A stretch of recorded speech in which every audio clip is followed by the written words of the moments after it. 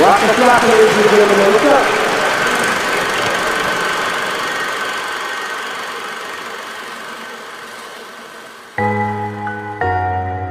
Yeah, sit. Fuck it, nah, I'm playing with that woo.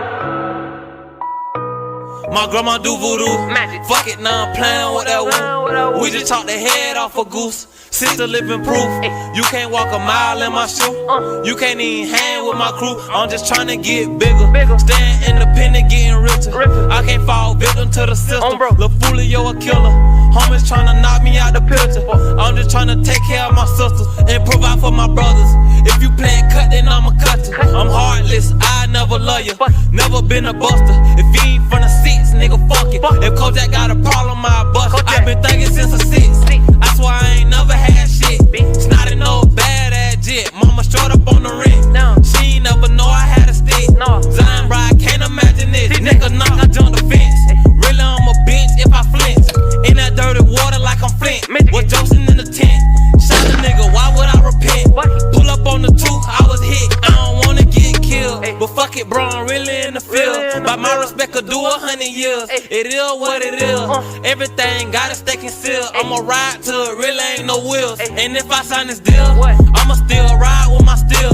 Never gave a fuck about a meal. Judge handing out them years. God can't even feel how I feel. I can't even drill how I drill. Niggas hate me in my hood.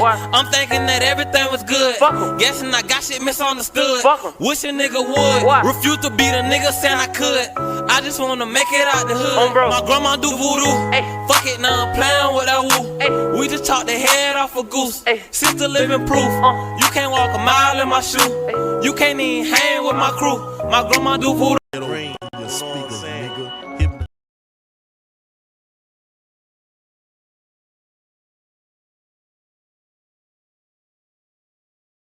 Yeah, break bread, ho. Hemp doom. I see you. Break bread, ho. Break bread, ho. We here. Let me warm up. It's survival in the city. When you live from day to day. City streets don't have much pity. When you're down, that's where you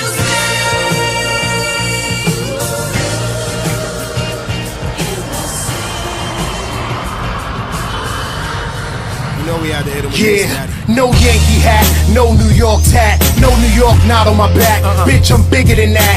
Who am I to walk around like the king of until I don't sell much? Jimmy Ali or give me the finger. It's survival, motherfucker, it get dark and cold. Niggas scared to put their hoodie on and walk that road. I don't drop a lot of jewels, cause that's not my style. I just rip a nigga mouth, make it hard to smile. But if I did, I'll tell young and stay on his toes. Don't sign nothing, read that shit. You don't shoot unless you built for the years you bout to get. Motherfuckers will disappear. Matter of fact, they won't disappear. They gon' stand right there like their hand wasn't out from the jump. That kind of shit make me grab the pump. But I stop and chill, cause nobody gon' be there when it's real. Nobody. Chill. survival in the city. With my back against the wall.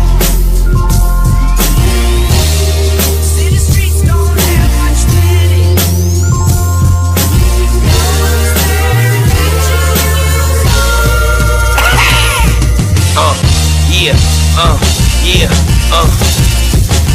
Some is about money, some is about riffing. Depending on how you live, if you could survive different. For the most part, all you should do is try to make it. Reality hurt niggas, so they try to escape it. Me, I just take it and mold it until I shape it. Cause before long, the wrong things become sacred. Not wanting to be the one that they clown on. To have your back against the wall with the 4-pound drawn. All because a sucker nigga had a fake frown on. Yeah.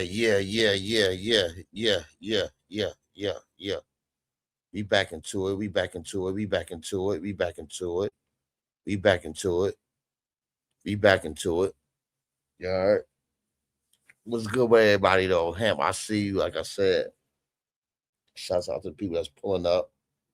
You know what I'm saying? But yeah, man. How was y'all day? How was y'all day? Everything was great over here. You know what I'm saying? Everything is gravy. But I was on Clubhouse earlier, right?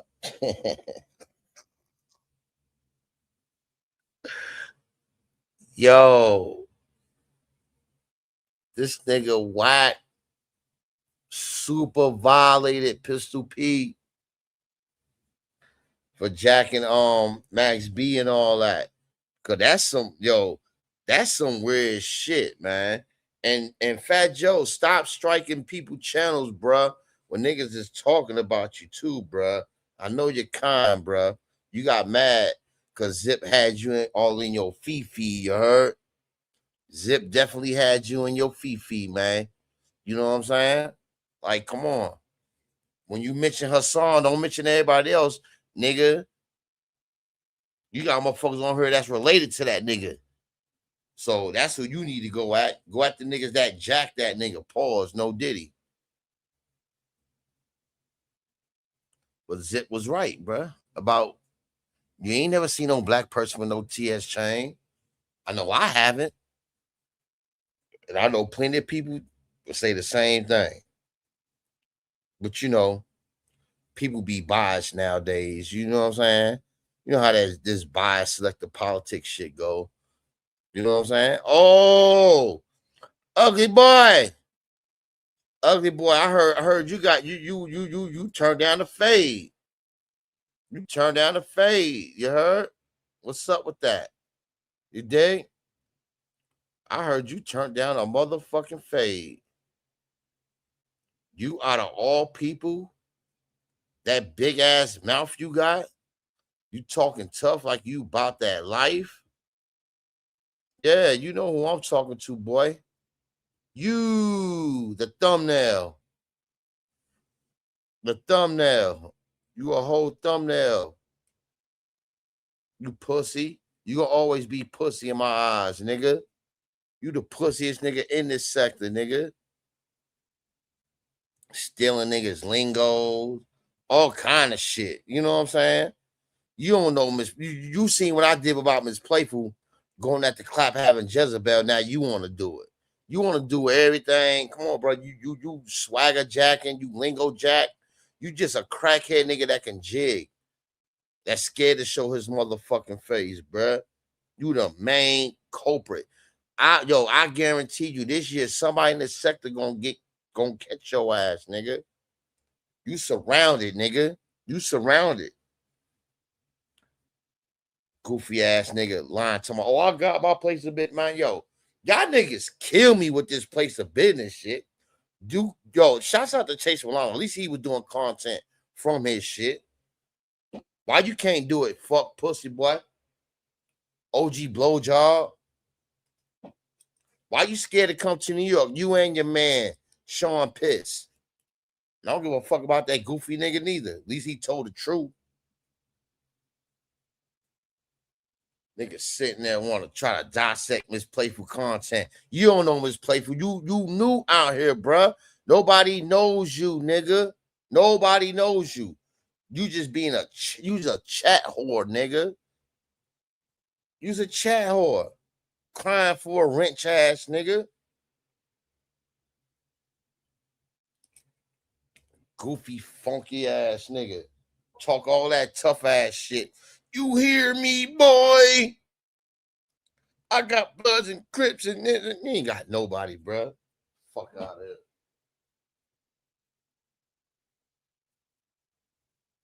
Goofy ass suburban commando ass nigga, man. You know what I'm saying? What happened, man? You met up with Top Shots once. Why you was scared to take that fade? You only like 10, 15 minutes from, you know what I'm saying? What happened? What happened, you scary ass nigga? Now you want to go at the clap having Jezebel, using this Playful content. The fuck out of here.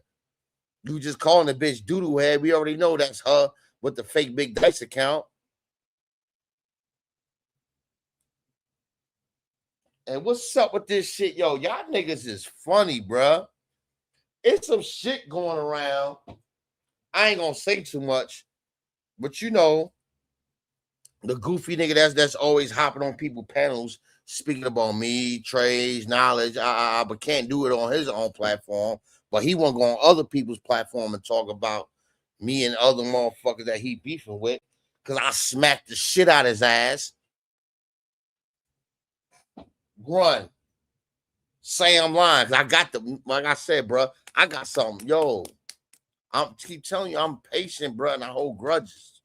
I'm a Capricorn, nigga. We don't lose fights, bro. We don't lose fights. Like I said, all this selective shit, I know it's some shit going around. Why nobody talking about it, though? Nobody want to talk about it, though. Nobody. Niggas be selective, man. Niggas want to pick and choose their battles and all that. Like I tell niggas, man, wrong guy, wrong guy, wrong guy, wrong motherfucking guy. Puss ass niggas, man. Jack and this goofy ass nigga Crack Fiend and this goofy ass nigga Bobby Johnson. Y'all y'all the most pussiest nigga in this sector, bro. And Sean Pitts. And Sean Pitts, yes, you did say something about me, you bitch ass nigga.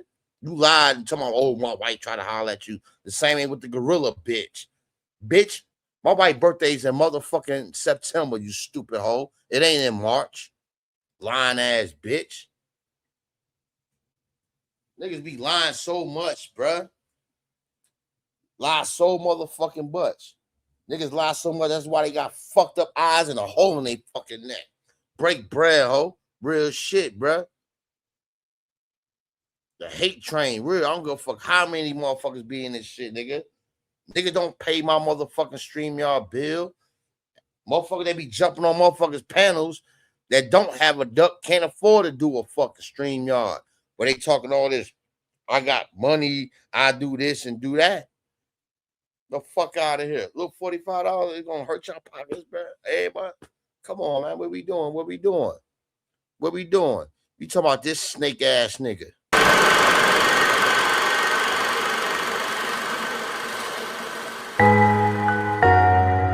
Yeah, sit.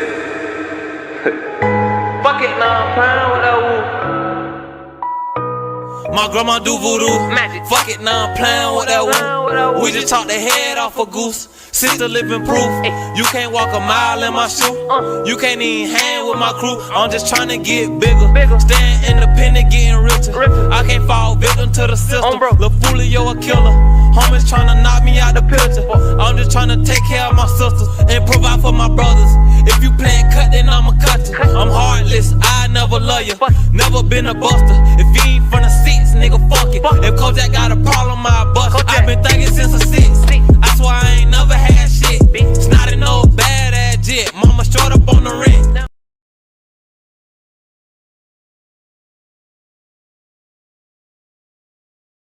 Tired of that nigga, man. Like I said, I apologize who I needed to do, but respectfully, don't have that nigga on your platform talking about me and mines, bro.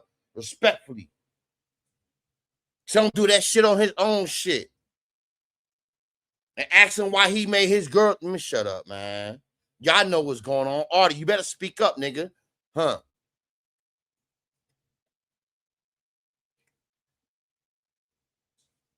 Nigga be selective banging.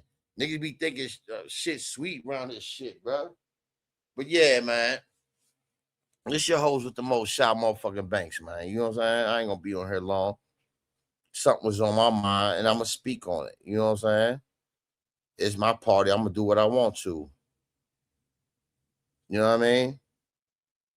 But yeah, man, y'all niggas be real selective. Very selective. Very, very selective.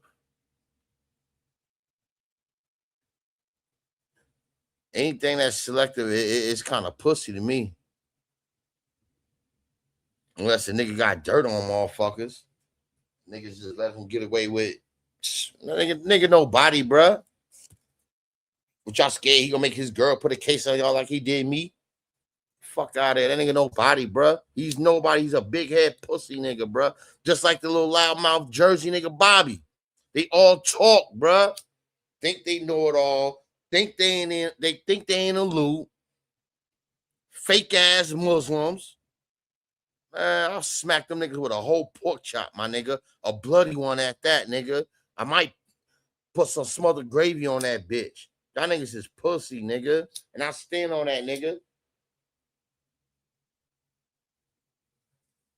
Puss ass nigga. Niggas got, man, like I said, I'm going to wait until the middle of February to put this content out.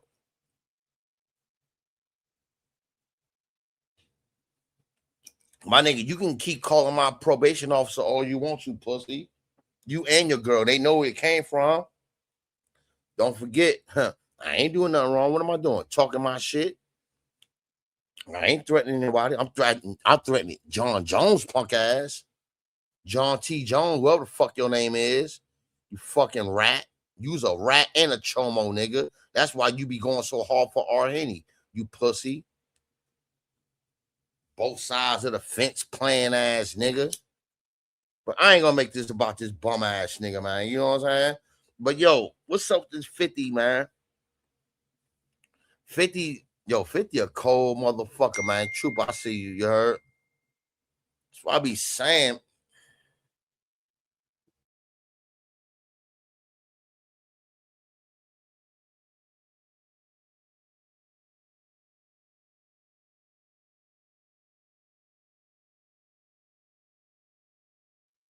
Yeah, man. Said, man. Niggas is bombs. Niggas gonna always be bombs. Yeah, but this for fair use, man. Break bread, ho. We gonna play some shit on how the whole shit started, man. You know what I mean? Salute, trooper, man. Yeah. I can't stand these niggas. These some scare ass niggas in the sector, man, on my mama. Fair use, fair use, fair use, fair use. Yeah, we gonna start this shit off right, man. You know what I'm saying? Cause 50 a cold motherfucker, man. Break bread, ho. You know what I'm saying? Real shit. We play this shit.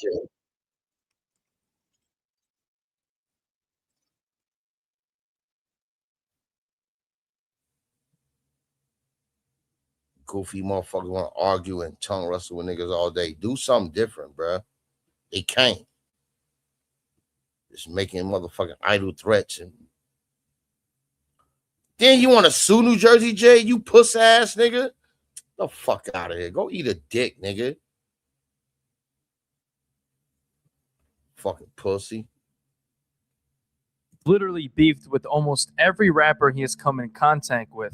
But if you didn't, where they all from? New York. New York tried to destroy this man, bruh. That's why I respect 50, bruh. I respect how he single-handedly killed hip-hop in New York. Because the hate be real, bruh. The hate be real, bruh. When you do something different and don't go along with motherfucking propaganda, this what comes with it, man. But look who comes out winning at the end, man. This nigga toy with these niggas, man. And look, now look. no, 50 Cent actually had beef with fellow New York rapper Cameron. So today, we take a look into 50 Cent versus Cameron. If you want to watch this video completely uncensored and uncut, you can watch this version on my Patreon for just $2, patreon.com/JohnAnthonyHD. It all started when 50 Cent would make his return to the world of hip-hop after being shot 9 times on April 26, 2002. He dropped his debut mixtape, Guess Who's Back. After that, 50 Cent started gaining a crazy buzz within the streets in New York, so he followed up the magic on June 1st, 2002, when he dropped his mixtape, 50 Cent is the Future, and this is where the world would be introduced to G-Unit. During this time, the New York rap group Dipset was on fire, which the group consisted of Jim Jones, Joel Santana, and of course, Cameron. 2 months later, And who they need to thank for that? Who they need to thank for that? Dame. They need to thank Dame for that. Because if it weren't for Dame, Cam was, come on, bro. Dame was the brains behind this shit. Pause. but it's true. 50 Cent and G-Unit dropped their mixtape No Mercy, No Fear on August 1st, 2002. And on the track Wanksta, 50 Cent sent subliminal shots at Cameron on the second verse when he said this. Damn, homie. In high school, you was the man, homie. The f happened to you? In high school, Cameron was a promising basketball player with chances of going pro, so this was a clear reference to that. According to Kim Azario on her book Straight from the Source, she claimed that there's an original version of 50 Cent's song Back Down, where 50 not only disses Ja Rule, but he also dissed Jay-Z and Cameron. Obviously, this version of the track never ended up releasing officially because Eminem and Dr. Dre didn't want to drop it. A couple years later, on July 11th, 2006, Diplomats member J.R. Ryder dropped his debut album History in the Making, and on the track Bird Call featuring Lil Wayne and Cameron, Cam sent shots back at 50. Yeah, because that's what Lil Wayne was always. Y'all remember when Lil Wayne was always aligning himself with 50 ops? Then 50 said, maybe it's your body, baby, or maybe it's your brain. Have you kissing on you like Baby Dwayne. Had you stunting calling me daddy like Baby Dwayne. Yeah. But I forgot, niggas got selective memory, though. You heard? Cent when he directly referenced 50's line from his song Wanksta. Damn, homie, in high school you was the man, homie, that's what the fan told me. This beef fully kicked off on February 1st, 2007. 50 Cent was doing an interview with Angie Martinez at Hot 97 when 50 Cent would diss record label Koch Entertainment. Fifth said that Koch is a graveyard and that he could shut down any record under the label's banner. Shortly after saying that, the general manager of Koch Entertainment, Alan Grunblatt, would call in at Hot 97 with Cameron in the same room as him. 50 refused to talk to Grunblatt, but instead demanded that he put Cameron on the phone, and this is how it went. Who is it? Cameron and Alan Grunblatt from Koch Records. This is fair use, y'all, man. You know what I'm saying? Let's take a trip down memory lane. Y'all forget about this shit. This nigga is, man, yo. This nigga King Petty, man. You know what I'm saying? Cameron, let's talk. What's your relationship with Cam? Do you have one? Problems. We good. No problems. Yeah, I ain't had no issues with him. Won't say? Is he by himself? We got to work out this phone situation because there's going to be a lot of calls today. Yeah, Jimmy with him? Koch Records. Your relationship with Dipset is good? Yeah. Okay. Actually, can you guys hear me? Who is that? Is it Alan Grunblatt? I'm the general manager of Koch Records. Yeah. Hi, Alan. Hey, how what's you up, doing? Alan? Hey, Angie, thanks for all your support and everything. You what know? about me, Alan?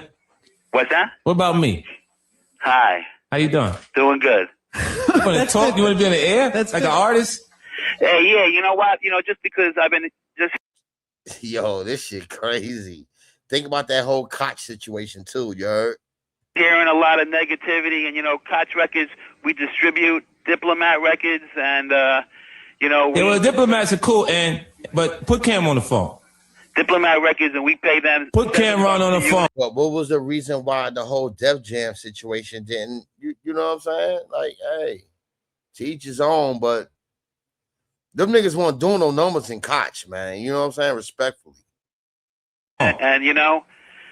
Put Cameron on the phone. Hang on. Hold on a second. Hello? Cam, what's up, baby? 50, what up, baby? Everything good. I just want to step in because I heard you could shut things down over here, and I just want to make sure what's going on. You know, they owe me some things over here. I just want to see what's going on. You can shut down Diplomat projects. I'm not talking about Diplomats. Cam, you really want that? Nah, that's what I was asking. Can you do? Cam wanted that smoke because he was talking about Koch. 50 was talking about Koch as in a whole, bruh. He ain't specifically said you or your crew, but damn, why you ain't get Columbia? Why you ain't, like, come on, Koch? Ooh, that is the graveyard, though, bruh. Respectfully. But that's what I'm asking. What I'm saying to you is, listen, let me explain something to you. I'm saying to you, I got projects over there. I just signed off the Prodigy deal. Right. I just let him do that deal, homeboy. Exactly. So why would you let him do a deal at Koch, a place that you think is the graveyard? It is the graveyard. So why would you let your man? The only one, you know what it is? Why would you let your buddy that you mess with? Because he asked for it. Like, I don't hold people against their. Exactly. Exactly.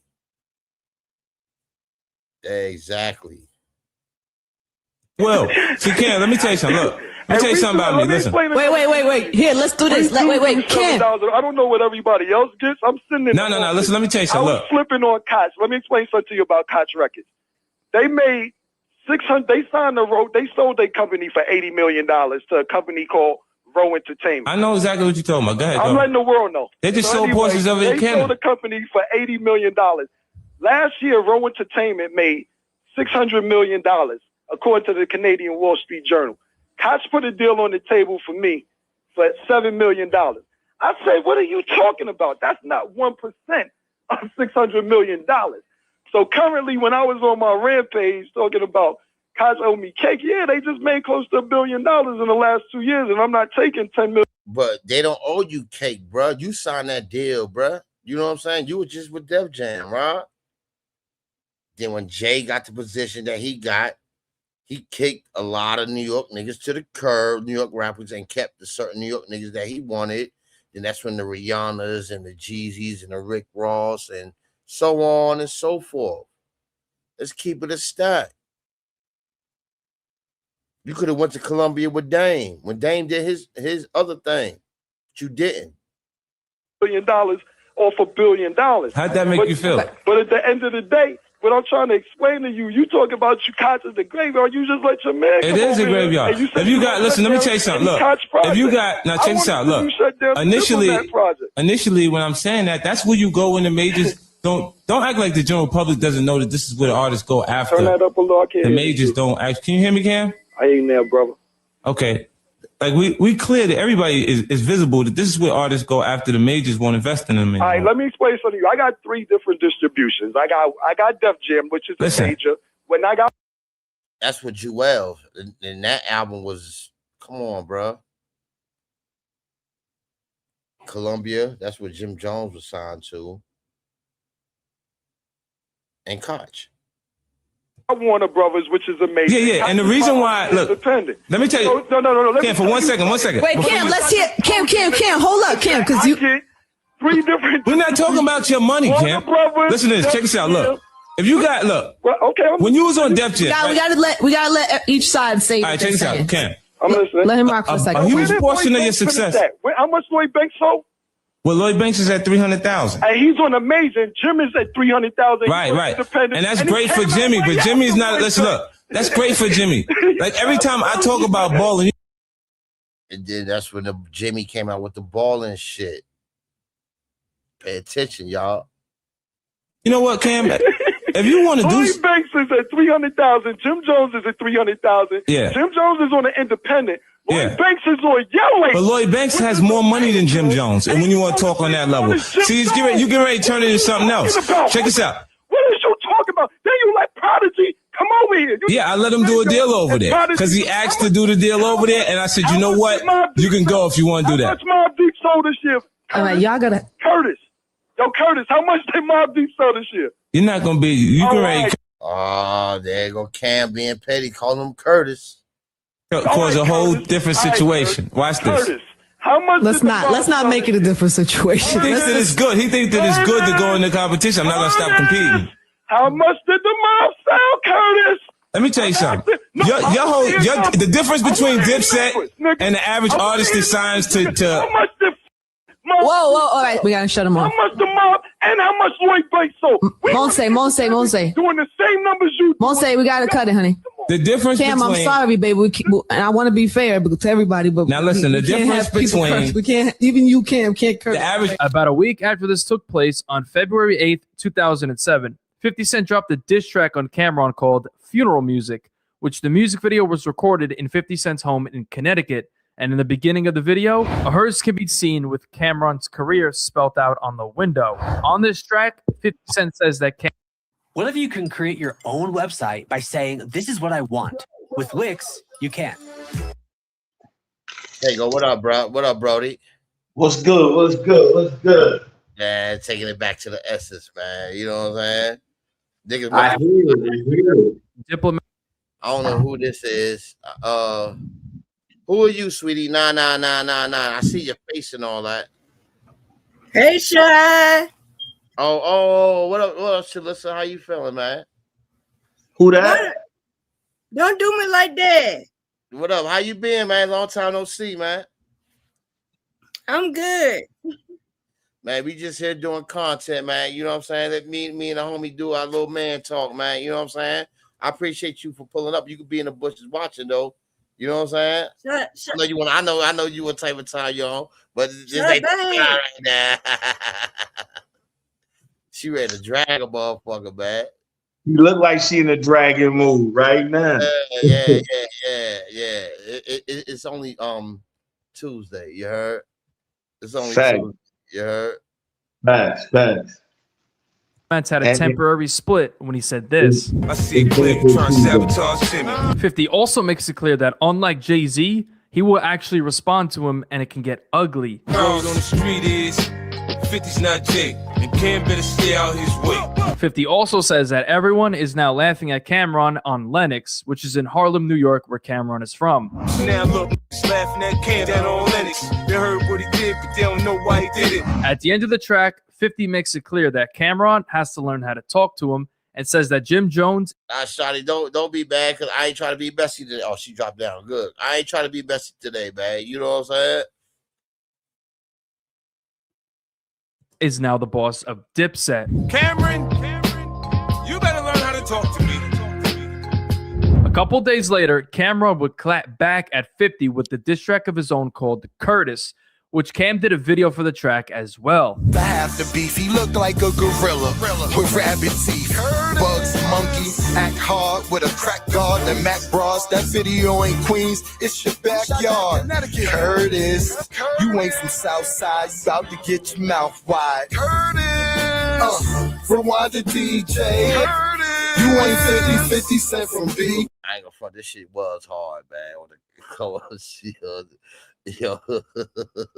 Yeah, he deserved to be nervous. Cameron followed this up with a comedy skit called Curtis Part 2, in which a 50 Cent impersonator dresses as an informant and can be seen snitching in court. Cam also says that Curtis stands for Cooperating Unit Reinforcing Telling in Secrecy. I go by the name of Curtis Jackson. Locked up? I've been there. I went to the police academy. Ain't that Mac's voice? Or am I going crazy? Untego? Yeah, it sound like Max. It sound like Max just now. Hold on, let me go back. Hold on. Run that back. Locked up? I've been there. I went to the police academy. Now, I'm doing the locking up. I'm following the footsteps of Sammy Guevara, aka Sammy the Bull. And my favorite of them all, Leroy Diggy Barnes. It became apparent that freedom was mostly on his mind. And since Barnes knew he could only be released through a presidential pardon, he understood that the government wanted more from him. So he testified before the President's Commission on Organized Crime, wearing a hood, telling the commission about drug operations in New York. And Barnes began to snitch on his fellow inmates as well. Yeah. That nigga had Nicky Barnes on a motherfucking, looking like a fucking Klansman. White power. Nigga say, Black you got hate. Nigga got that nigga on some Clayton Bigsby shit. Like, if you got hate in your heart, let it out. White power. Got that nigga looking like Clayton Bigsby. Nigga got the nigga looking like Clayton Bigsby. He wrote a book. Nigga stain, nigga book. Whoa. Oh my goodness. That's my you about to say something about that?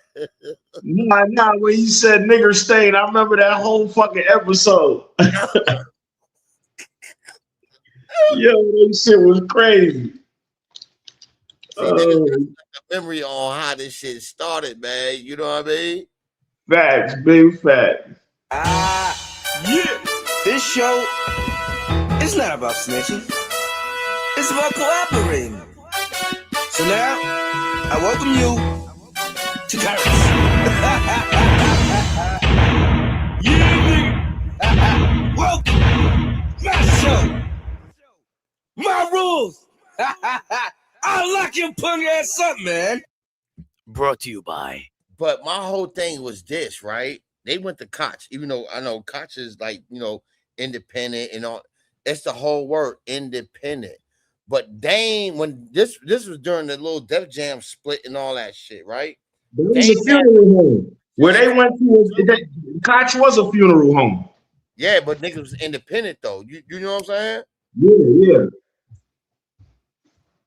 Which is cool, but that's this is the bigger picture. This the bigger picture. Cam went over there with Jimmy, and they made it a unfuneral. It was a lot of people. It was a lot of people on the Koch, but they was doing it on an independent tip. But the people that was doing it only had buzz in their city. You get what I'm saying? It was but those two niggas went and made Koch a universal. You got to give Cam his credit for that, and Jimmy, because they made Koch like a universal now. They took them niggas took that label from the graveyard to something else though, on some real shit, but it was a graveyard though. But Cam and them changed that though. You got to give them their credit for that though. Independent, right? Then Prodigy and it's certain basically everybody that was down with Loud Records back in the mid 90s. You know what I'm saying? Yeah. That was under Steve Rifkin. Yeah. You know what I'm saying? I ain't lying. It's all the same shit. Who own that shit? Jewish dudes that took losses and found a way to, but why they didn't go with Dame when Dame was doing his when him and Jay broke up and he had his little thing in Colombia and all that, put the nigga in movies and doing the state property shit and all that other shit. You know what I'm saying? But we're gonna have to stop avoiding this Freaky Zeke and Jimmy. We gotta stop avoiding it, bro. The people want to know our opinion on that, bro. Like, we spoke about it, but we ain't get to dig deep. Yeah. I was on Clubhouse earlier. What happened? I was mad because I was at work. The nigga had Pistol Pete there, the Spanish one at that. Right? About him defending Max B, right? And after, he played, you know how bald head is, said what he said and this and that. Then I go on Zip shit. Zip said some real shit.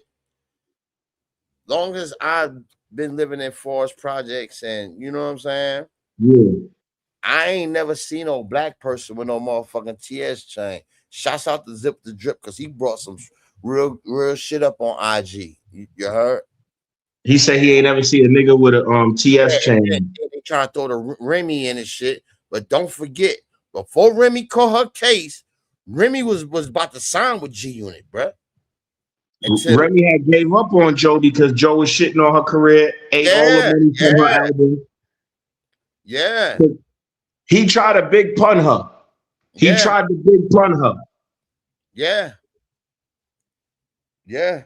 And niggas don't give Papoose enough credit. Papoose ain't no bitch. He was just outnumbered in that motherfucking hotel room. So let's not forget that. A lot of niggas talking about, Papoose, he's scared of Joe. I don't think he's scared of Joe. He might be nervous of the niggas that's around Joe. But man, Joe himself. You already know how them motherfuckers is. Them niggas ain't rolling solo dolo, man. You know what I'm saying? Niggas on some fire building shit, bro. You already know how that shit go, bro. It's what it is. You might find a few stand-up Spanish niggas that will square up on some dolo shit. You know what I'm saying? You will. But as far as what he doing, man, like, come on, niggas already know what it is, bro. And the nigga lies so fucking much. The nigga's a fucking compulsive liar, bro. I remember I had my second, man. I got, you know what I'm gonna do, bro? My birthday this weekend, so I'm gonna be a little busy. Oh. I'm gonna go on vacation sometime in February, right? And I'm gonna find all my shit and just take the whole week just to upload it, and you know what I'm saying? Hey, yo, Sha. Mm-hmm. I'm about to show you something. You heard? I want to see your live reaction. I'm sending it. Tell me your live reaction. You already know, man. This the spot, nigga. You know what I'm saying? Like the wash, nigga. This is the spot. You breaking up, bro. They got you looking cheesy. Niggas probably taking a screenshot like niggas, they can get the screenshot, but get them a screenshot of that while you at it. While you at it, get them a screenshot of that. That Bob Marley. Get them a screenshot. You see what I just sent you? Hold on. You saw that? Oh. I just be chilling though. I just be chilling though. My motherfucking uncle about to disown me because the Steelers lost, man. That ain't shit, nigga. That ain't my motherfucking. But that's nice. That's nice. You see my skin going because you know the bag is dropped. The bag. That's nice. Hey, niggas be thinking I be playing those shots. How many of them I done showed you I done smacked in the face? Yeah. Come on. Yeah, man. Oh, yeah. Come on, my nigga. Yeah. I probably would have took that same amount that I put on there and gave it to somebody through their Cash App because I used to fuck with them. I used to try to look out. But I just take that, just throw it on one of those and hit. You know what I mean?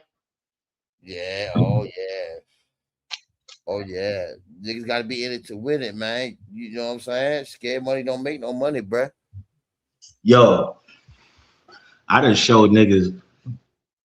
I done used $3 and made $1,150. Shh, don't tell nobody, bro. They you know. Shh. My flip is crazy. I think the walls is listening. You heard me? The How walls. long I've been trying to get you to do it though? You don't hear it. Hey man, don't better not tell nobody but God. No. That's between we. I don't like sharing the bag information no more because when I do, people. They do weird shit. They not like you and certain niggas. Like, you know what I'm saying? My team. Niggas ain't used to having it, bruh. You know what I'm saying? Mm-hmm. Niggas ain't used to having it, man. That plain and simple, bro. Plain and simple, kinfolk. You know what I'm saying? Bro, you need to see the one I got in for tonight. I think I might put a rack on that bitch to see what happens. I think I'm gonna put a rack on it just to see what happens. When is the championship game on the college tip? When is it? Oh, I can't wait to bet on that. That's coming up. I already got my bet in. You want it? I'll send you a copy. Man, I'm scared. I ain't gonna front, bro. Because I never expected it be these two teams. I ain't gonna front, bro.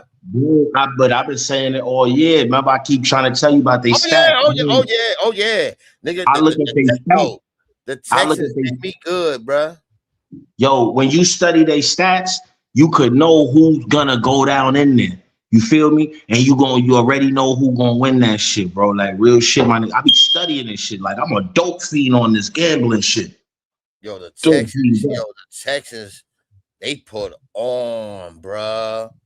Yo, what did Pittsburgh do last night? What was Pittsburgh doing?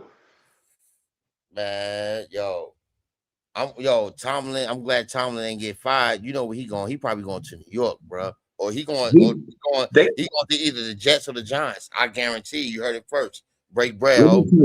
Let me tell you, right? This is my dream team. Matthew Stafford. I can't remember that fucking running back name. They wear the purple. I can't remember the name of that team.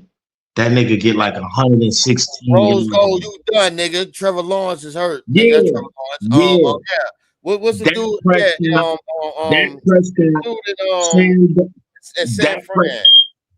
That my dream team. Dak Prescott, Sam Darnell, Trevor Lawrence, not Saquon Barkley. What's the other nigga name? I can't remember his name. Son is nice, and that wide receiver from fucking Texas. That nigga is retarded. Retarded. He don't drop nothing. He catch everything. But yo, Buffalo might win it though, man. You hear me? Yo, stop! Don't do that. Don't do that. Don't do that. Don't do that. Don't do. But you know what? I seen CJ Stroud put his ass last night, so I don't know. Yeah. I don't know. No more. He got a good line now. I don't know. He got a good line. Remember, we always talked about that.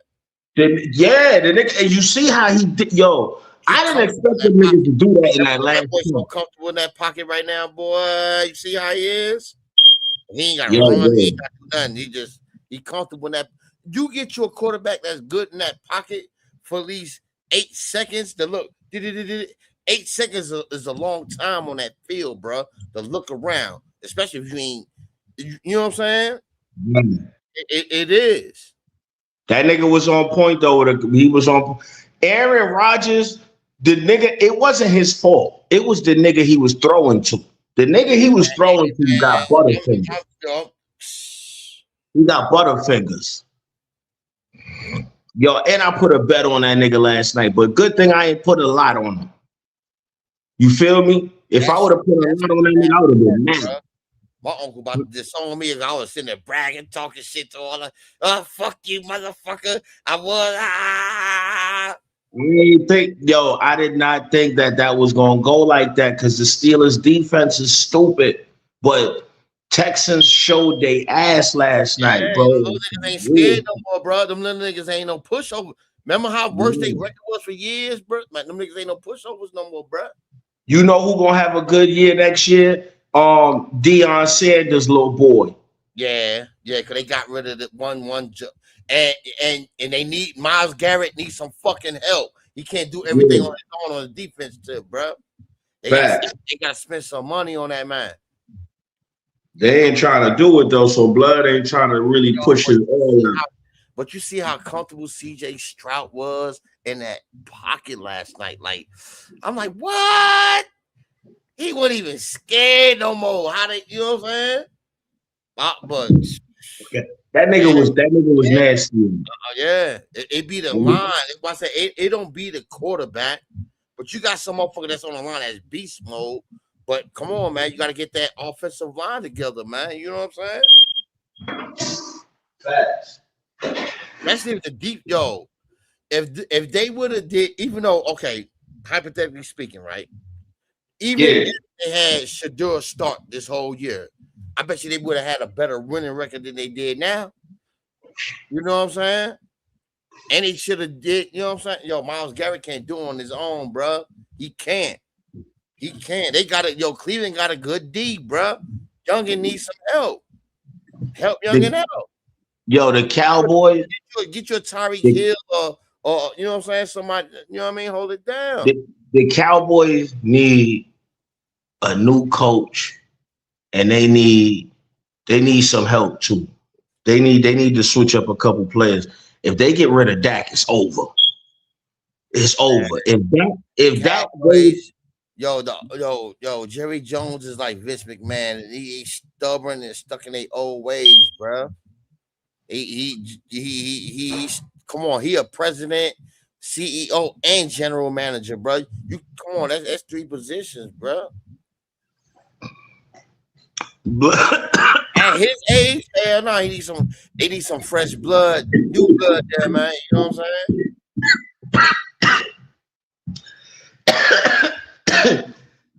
That nigga downsizing. Man, what you say? And Dax left and came back. That nigga downsizing on Rue. Hey, yo, that nigga downsizing, Rue. Yo, that nigga is downsizing. Yo, this shit is spooky. Hey, yo, I want to let niggas know too.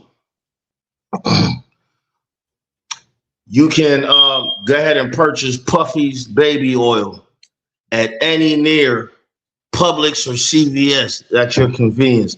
Puffy got his new baby oil. Take that. Take that. Hey, yo.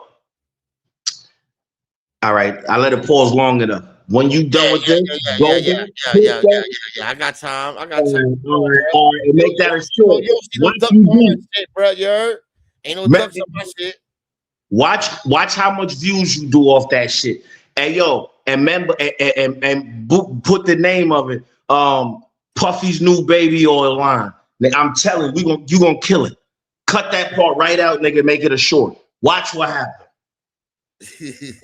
Right, you know I'm talking about with my shorts do numbers. I know I don't know if you noticed it. I backed off of doing videos and I started you should have stuck on a Zesgard Chronicles, my nigga. You could have stuck with that shit, my nigga.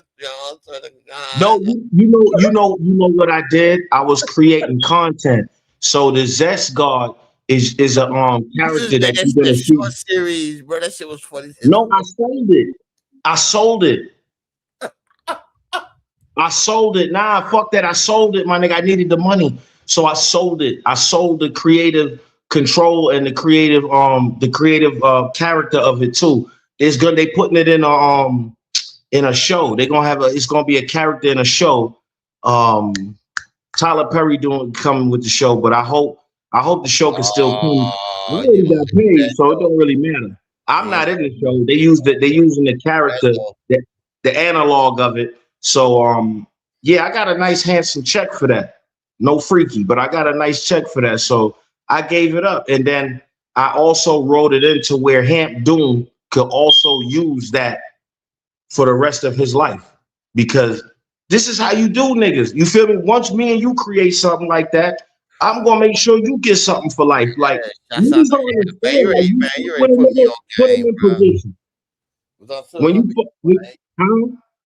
what's understood gonna be explained. Niggas don't know how to, you know what I mean? You my nigga, I'm putting you in position to have your own M's, nigga. I'm trying to meet you at the top like, yo, son, I'm short 50,000 on this. I'm trying to grab this Rari, nigga. I give it back to you when I get to the crib. You feel me? Those are the type of homies you want. You know what I mean?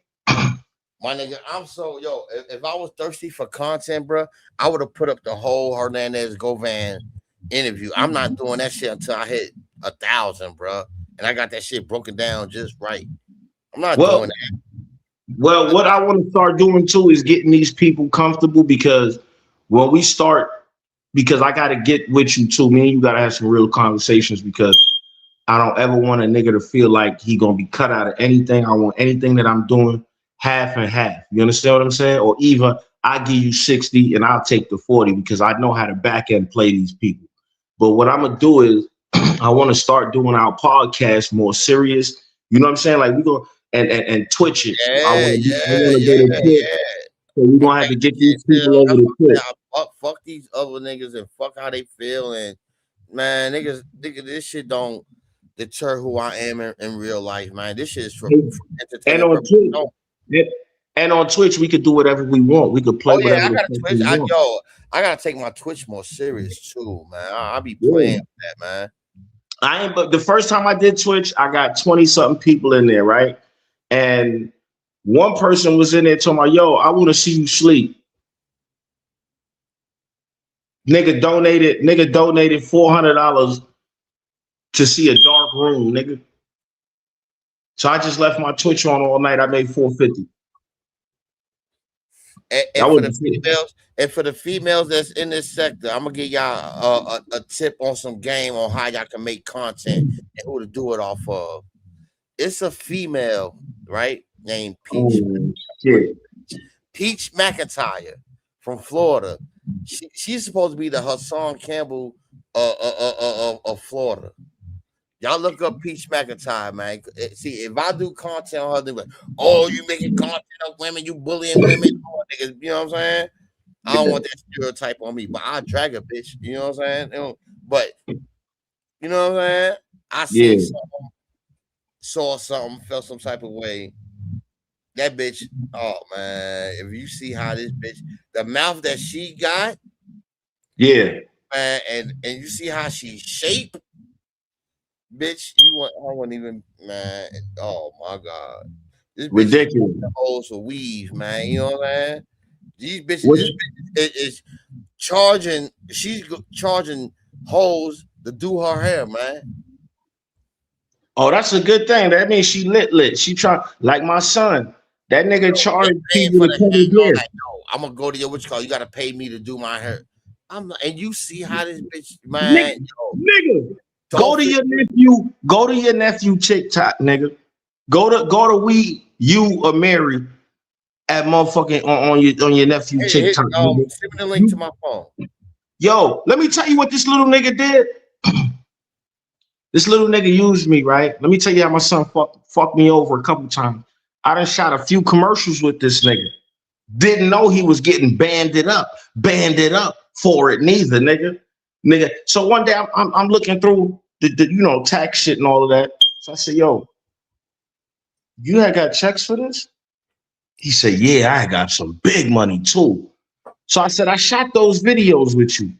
You don't think your father should get something? That nigga was like, man, I didn't even think about that.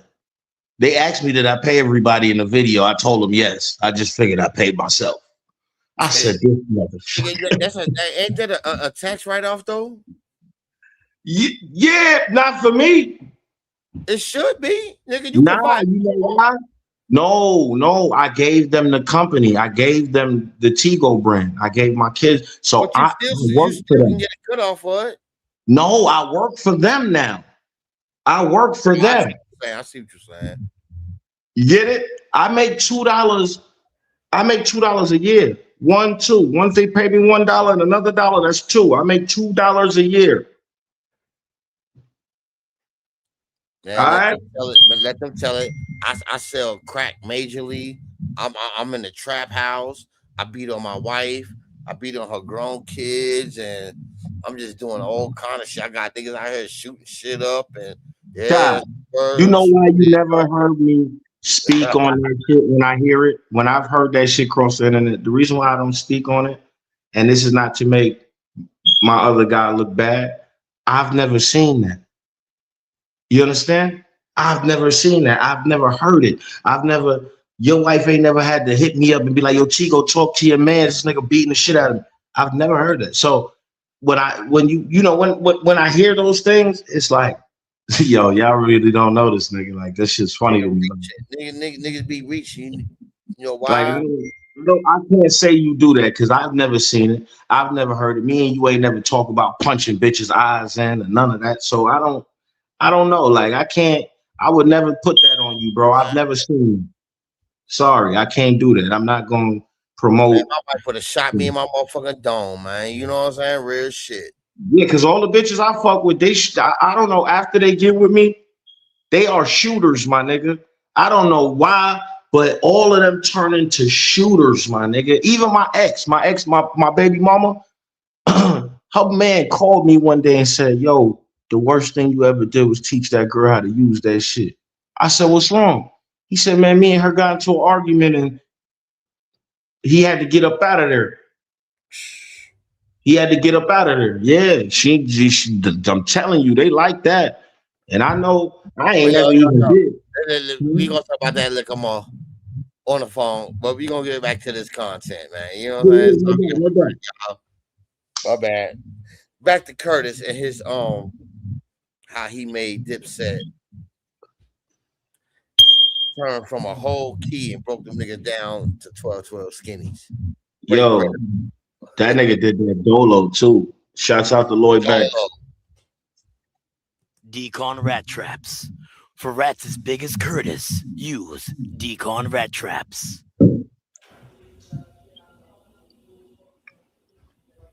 Order in the court. May the witness state his name, please. Informant Curtis Jackson, 079. Yo, NYPD joint on. I'm tripping. I'm tripping. But where's the letter though? Yo, I bet you if the Loke see that nigga in Cali, he gonna talk to 50 like you. Yo, to have a number, you gotta have a number, bro. It don't work like that. That number right there, that's not a real docket. That's not a real DIN number, bro. That look like a nigga birthday. Yeah, no. Yeah, and no. No, is that a social? No, because you go up north, they give you a DIN number, bro. Yeah, that number ain't got no dashes. Your DIN number don't got no dash unless it's a 0 dash, and then the rest of it. When you get a Grange, bro, they give you a state DIN number, bro. That's one thing you'll never forget, bro. 13A3032. See, look, let's see how I say how 1791113A. It's supposed to be a 3. It's supposed to be an A, bro. 1 3, then an A. They give you the number you got locked up on, bro. You know what I'm saying? Or your shit go like this, like in Cali State, it'd be like if you in Pelican Bay, like my shit was like PB 709 CA 77. See, every state different. In New York, nigga, I know that shit like the back of my motherfucking hand. Especially if you up north. See, when you on Rikers, they give you different numbers and all that. When you I remember. I was with they big homie. What's his name? Killer Kev. So when I remember that, but I still got the number. If I could go find it right now, I still got all my paperwork, so I can go get it and shit. Look how long it's been, but certain things you don't forget. You know what I'm saying? Yeah, you don't forget that. Like the ones that I spent a long time on. I didn't forget that, but like that short stay that I was on because of it's like some country shit. You know what I'm saying? Yeah. And they shit don't even be like that. You know they shit don't. Not even South Carolina shit look like New York shit. The only thing it says DOT, then your motherfucking number. All I know, niggas will give you some greens. You know what I'm saying? You getting greens, nigga. You can wear your own shirt. You can wear sneakers. You can get some fly shit. Yeah. See how I was in my motherfucking my IG pic. I got jail pics. Fly as hell, nigga. When I was working in the kitchen, I took the cleanest motherfucker. I'm like, yeah, they give you 3 white joints, right? Yeah.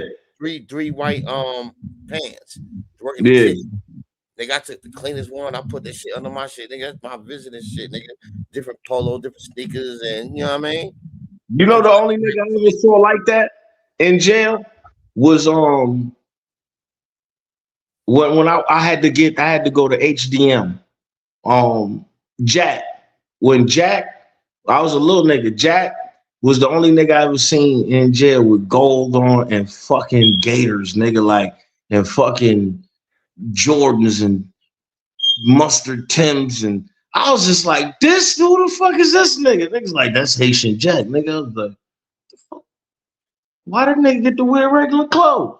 But then in Cali, it's like, John, you used to wear no, what you said when Haitian Jack was HDM and went in New York, you all right? Huh?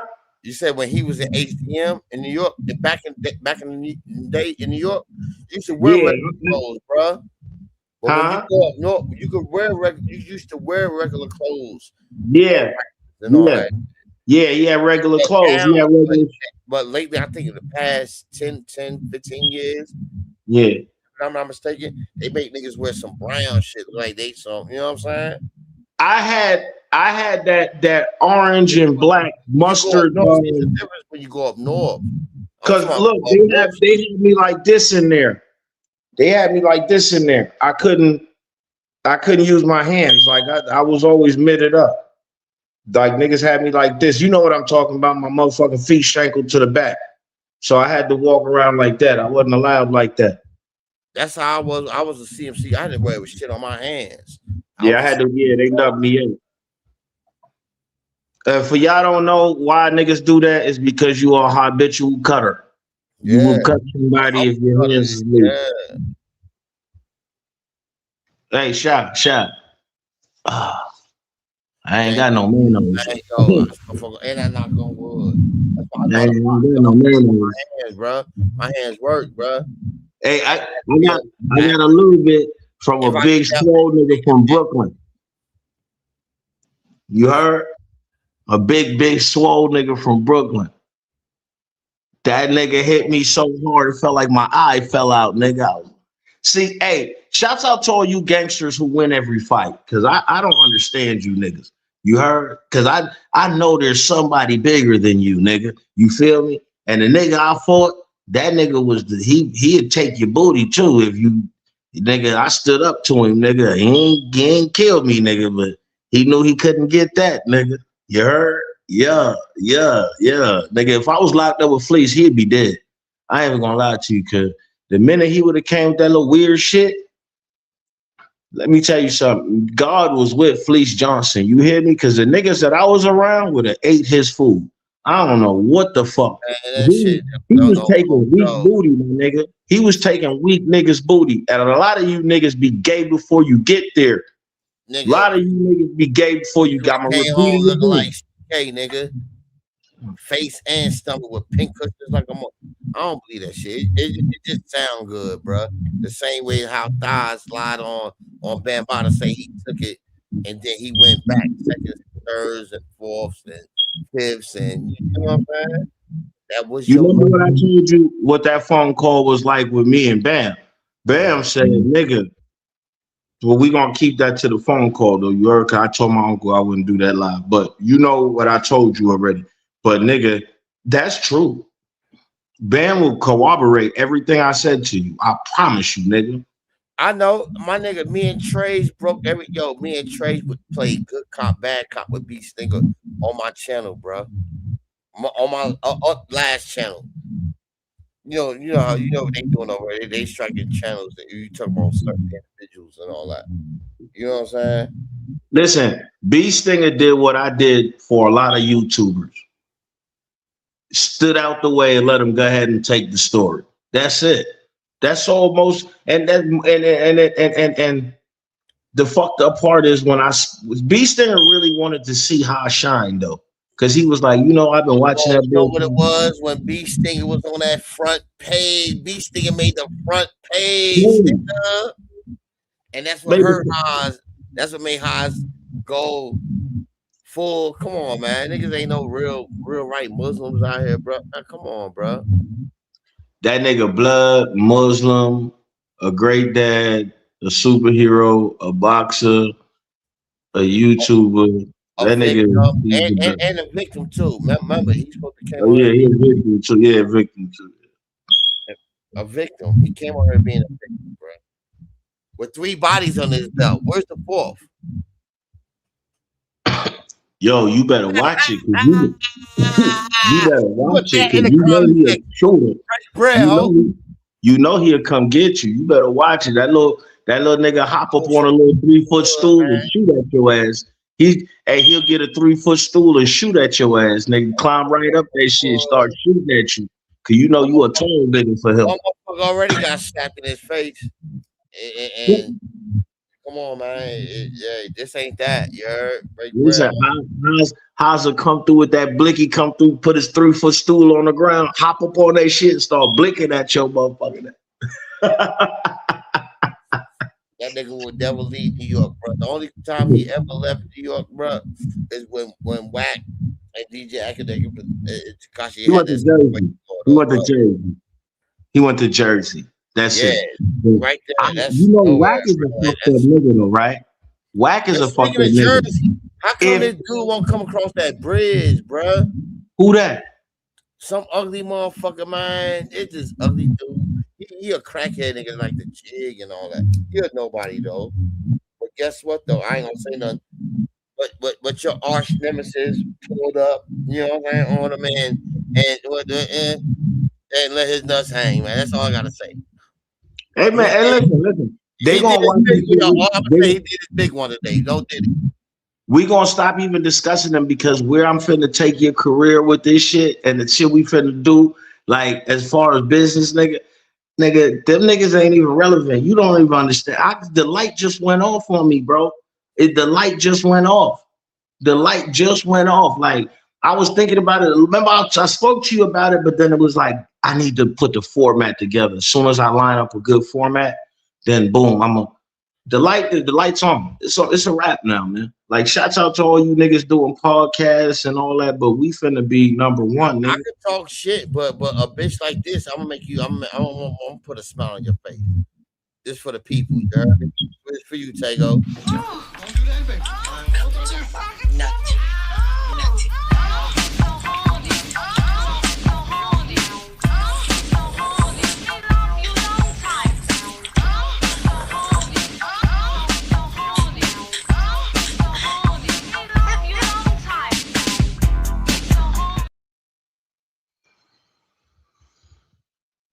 Oh, be so horny. Oh, be so hard. That what I'm saying. Like, hey, listen, shorty, there's no reason to be mad at a nigga who like you. You hear me? I don't like that bitch. A lot of these, see, I don't like you. Nah, you gotta stay away from that hoe, man. Make sure hands, bro, you gonna run. Listen, I got rough heads too. Stop. Let old people. This is. Alright, look, this ain't. You gotta let 2 old give me fuck.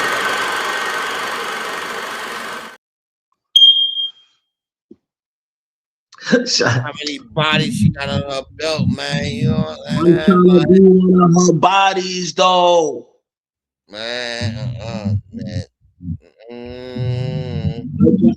I'm trying to be one of her bodies. I'm trying to let her catch this body. Well, that's not the for everybody. You know what I'm saying? I bet you we got matching AARP cards. Probably so. We gonna get back to this.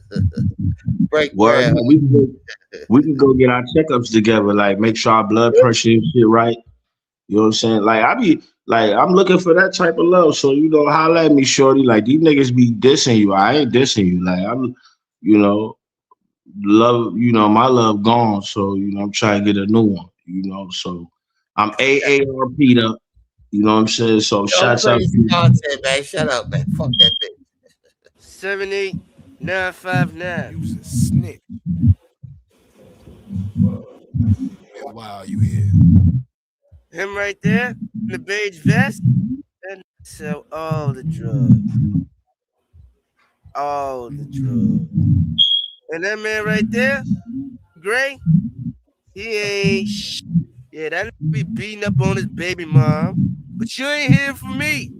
You's a real fucking show. You keep quiet now. And that nigga right there, you with the black fitted. Yeah, that nigga shot me about 2 years ago. You shot your surf Curtis. I know he did it. I saw you. And that dude right there.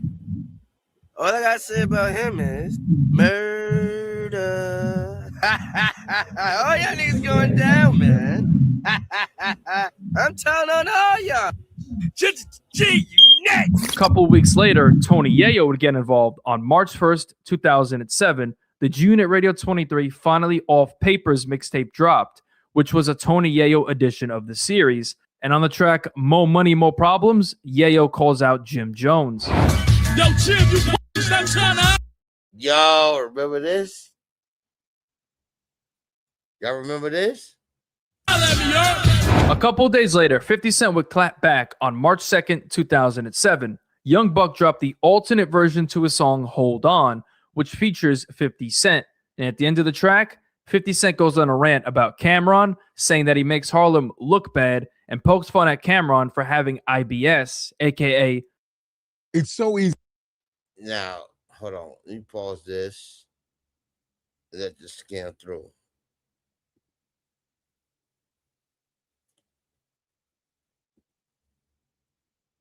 Oh, you don't put that shit in the Bronx, bruh.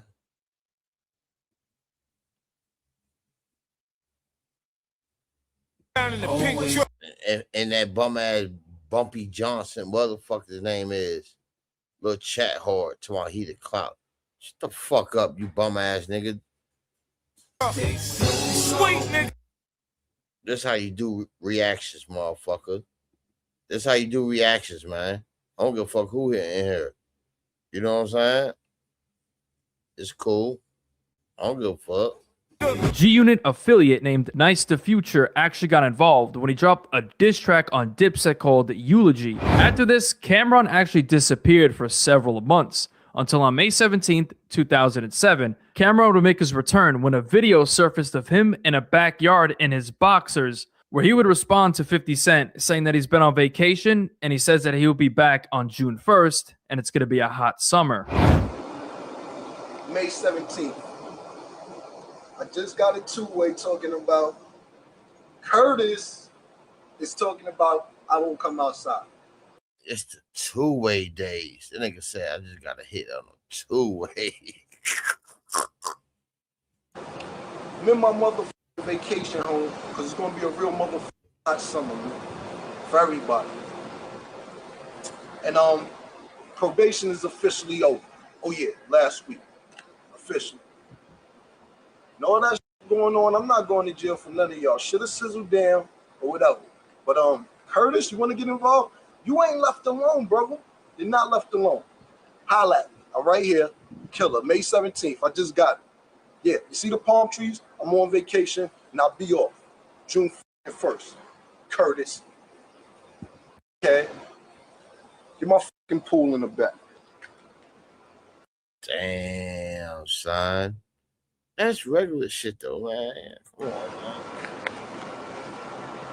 man. Now, Cameron actually never ended up coming back or dropping anything. So halfway into the summer, on July 31st, 2007, the G-Unit Radio 25 Sabrina's Baby Boy mixtape dropped. And on this mixtape, 50 Cent has two skits called Search for Cameron 1 and 2, where he has a narrator mock the disappearance of Cameron. Dick Shipman with a Hood News brief. We have just gotten word that Cam has been found. We now take you to the jungles of Africa with the latest from Willie Good. Willie, talk to me. Tell me something good. Yo, what's up, Dick? We over here in the jungles of Zimbabwe. Not Willie Good. And she be looking for Cameron and stuff. We heard he was seeing a witch doctor for his eye jamming, so we followed him here and shit. He's what the natives say. Let's go.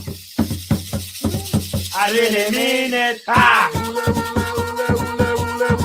I really mean it. Ah. I really mean it. Ah. Oh. Y'all know about this song right here, bro? Mind y'all, it's 2007, y'all. See, I'm in tune with a lot of shit. Excuse me, y'all. I mean, y'all know NBA Youngboy got a song called I Really Mean It. Like, on some, yeah, with that, even though Cameron said the way he did it, though. You know what I'm saying? It's, you know what I mean? Like, whoa. Yeah. I now see what's going on. 50 a bad motherfucker, bro. Computer pimping. Excuse me, sir. Sir, you with the spear and shit. Can you tell me? I heard Cameron was here. Is Cameron here? Computer Putin. Computer Putin. Super stupid. Computer Putin. Cameron not here. Cameron not here. Yeah. Holy shit, Dick. Yo, the natives are getting kind of restless and stuff. Yo, I'm getting the out of here, yo. Back to you, Dick. I'm Dick Shipman saying Sakuna Matata, Ali Boombaye.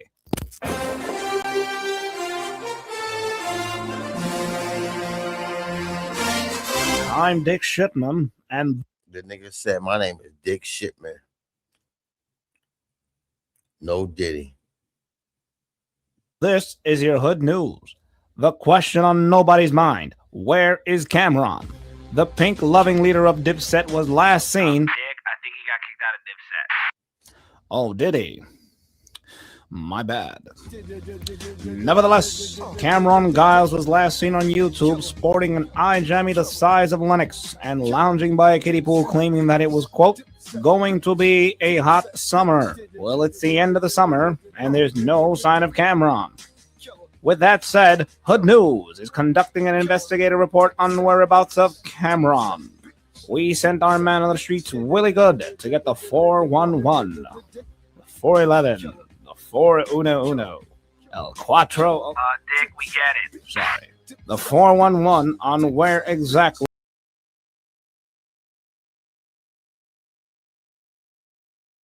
So say I'm lying about that. You know what I'm saying? It's more to that.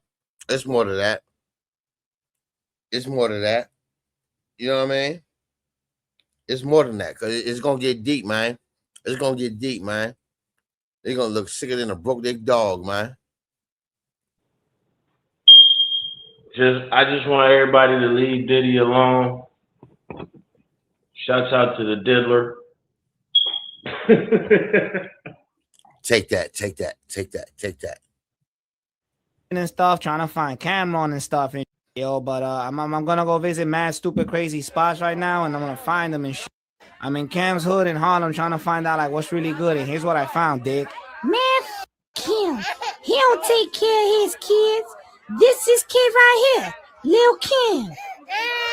Oh gosh, shut the up, stupid little motherfucker. Anyways, you tell him he going to court next time he come around here. Nah, but peep it though, yo. He just told me he had plastic surgery and shit. You know what I'm saying? He recuperating and shit. I seen Man, I told you 50 play petty, man. I don't know what the fuck is going on. Is it play or what? Copeland's like 2 days ago. Bandages all up in his face and shit. But you ain't after me, fam, you know what I mean? Hurry up. Jim Jones Dipset cap on. I tell you, I had to throw the nigga out because he wasn't balling.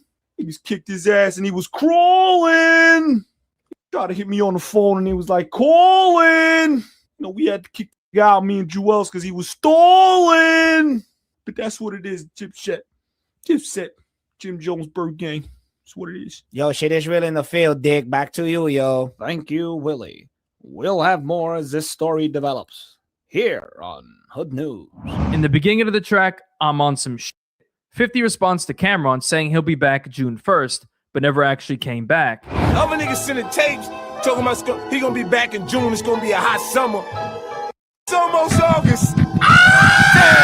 A couple months later, on September 11th, 2007, 50 Cent dropped his album Curtis, and on the track Come and Go, he threw shots at Cameron. You think I'm bull? Eve to me is basically freedom. It's a giant open universe. My bad.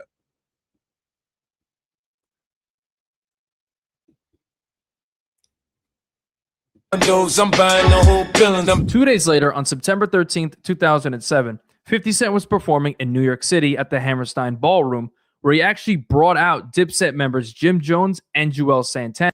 Yeah, you see, y'all? Just when it happened.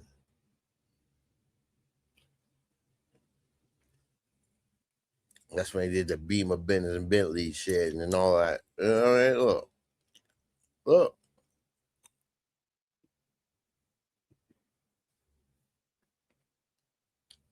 Y'all too dumb to figure shit out. And dropped his album Curtis, and on the track Come and Go, he threw shots at Cameron. You think I'm bull? My money touching the ceiling. Can't buy condos. I'm buying the whole building. 2 days later, on September 13th, 2007, 50 Cent was performing in New York City at the Hammerstein Ballroom, where he actually brought out Dipset members Jim Jones and Juelz Santana to perform Jim Jones' song We Fly High. Now, people speculated that this was the reason that Dipset actually had a falling out that same year. J.R. Ryder did a Vlad TV interview in 2000. It's true.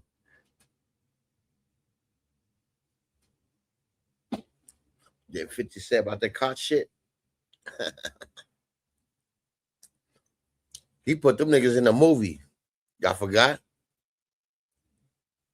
2016, where he said that Dipset actually broke up when Cameron's beef with 50 Cent popped off in February 2007. Now, at what point did the problem start in Dipset? A little bit, maybe. Like problems like what? Well, I mean, Dipset eventually broke up. And Yeah. you see where it is right now. Like, at what point did you guys go from being a tight-knit family to, people starting to move away and so forth? It was around the time. It was a little bit. Pay attention, y'all. Pay attention. After when Kim had the beef with 50. It was a little bit after that. Kim had moved to Orlando, and yeah, nobody could contact him, so everybody was like basically doing their own thing. You know what I mean? We had no choice. Plus, like honestly, like the way Kim set me up was like beautiful. That's why, you know what I mean? Like, you know, I always salute him because I never was signed directly to Dipset. I was signed to the distributors, and we would break bread like that. You know what I mean? So when he did, you know what I mean, fall back and everybody was doing their own thing, I was still able to go and get a $250,000 deal for myself. A couple months later, on November 8th, 2007, Cam'ron dropped his album Public Enemy #1. And on the disc 2 intro, Cam'ron addresses his absence and his beef with 50 Cent, saying that he left for multiple reasons, like the police watching his YouTube videos, and he throws more shots at 50, calling him the police, and says that he's the reason that 50 Cent named this album Curtis. 50 Cent wouldn't directly respond to this, and the beef went quiet throughout the year of 2008. But during this time, a beef broke out between 50 Cent and Lil Wayne, which you could check out the video I made covering that entire beef. In early Did I say that? Did I say that? I said it. I said it. I sure the motherfucker said it. I said My bad, that shit. man. I had to take a phone call. Now you good. You good. You good. You good. I got something else to play. So, you know what I mean? See, motherfuckers be forgetting shit. Oh, yes, they do. I remember all of this. 50 Cent a bad motherfucker, bro. I don't know why niggas thought it was gonna be cool to like brush over shit. You see what they did to Kells. Let me tell you, what they did to Kells is just what they wanted to do to him from the Aaliyah shit when he married Aaliyah when she was a baby. And then what happened? Who he go after that? Billy. Billy Cosby. All you niggas is going down for your sexual deviancy.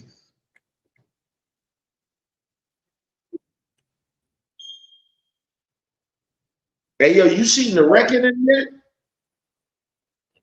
No. I was watching The Reckoning, bro. That shit is crazy. I'm gonna do this. Hold on. I'm gonna drop us. You know what I mean? Fair use. Fair use.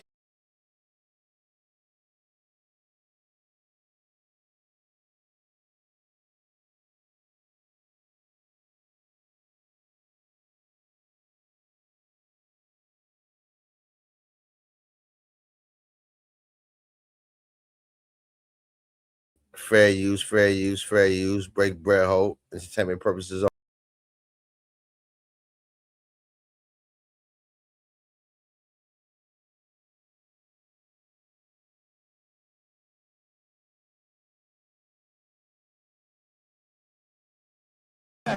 Fat Joe and Jadakiss, come on, baby. This don't even count, babe. I mean, combined. It ain't nothing. What's going on? What's up with that 50, man? 50's a coward. Where's he at? Fat Joe and Jadakiss, come on, baby. This don't even count, babe. I mean, combined. I mean, they sell records. They got credibility. They sell $1 million. They probably sell 1.5 together. Their last two releases add up to 1,500,000 copies, both together. Jadakiss is a well-liked guy. There's not many people, too many places who doesn't like him. If you want to be technical, there's a lot of people, a lot of places that don't even know who Jadakiss is.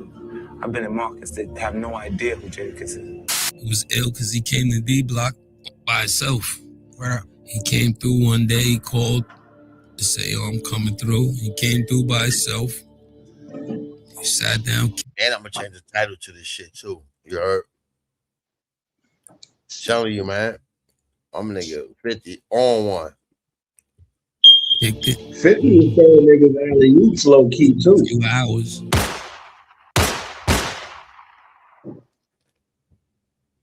If you want to watch the uncut, uncensored, extended, ad-free version of 50 Cent versus Jadakiss, Jadakiss have a storied beef that dates all the way back to 2005. Today, we break down the entire history of 50 Cent versus Jadakiss. Let's get into it. The year is 2005, and without a shadow of a doubt, 50 Cent is the biggest rapper on the face of the planet. Jadakiss always had mutual respect for 50. Especially after 50 dropped his debut studio album, Get Rich or Die Trying, on February 6, 2003. On the song Back Down, 50 Cent actually refers to the Lox, giving them respect, saying that all the hardest rappers come from Yonkers. I'm the hardest from New York. My flow is bonkers. All the other hard they come from Yonkers. But let's backtrack to October 27th, 2004. Ja Rule dropped a track called New York.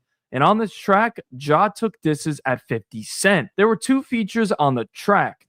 That nigga Petty. That nigga Petty on my mama. Fat Joe and, of course, Jadakiss. Now, these two didn't mention 50 at all on the song, but 50 didn't like the fact that they were both featured on a track with Ja Rule, especially while Ja was taking shots at him on the song. Months after the song dropped, on March 3rd, 2005, 50 Cent dropped his second studio album, The Massacre, which would go on to sell 1.14 million copies within the first week. The fifth track on this album was a track called Piggy Bank, and on this track, 50 Cent essentially disses the entire New York rap scene at the time. He starts off by taking shots at Sheek Louch, who was a member of Jada's group, The Lox. Don't be screaming, get at me, dog. He then took shots at Fat Joe and also Jadakiss for featuring on Ja Rule's song New York, saying that Jada shouldn't mess with him if he wants to eat. And also, yeah, because they was on the Interscope at that time. You know, he had a motherfucking, you know what I mean?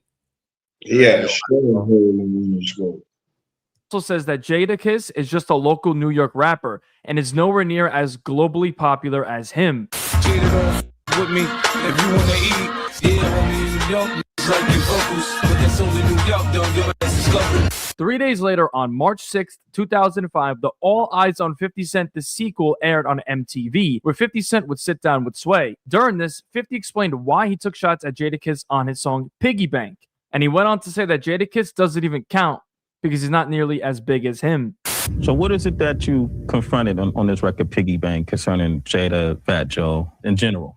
I'm responding to the things they're doing. I mean, it's been visible. I'm from New York, and this is how we do. That song, New York, features Jadakiss and Fat Joe rapping alongside Ja Rule, whose own beef with 50 stems from an old street rivalry in Queens.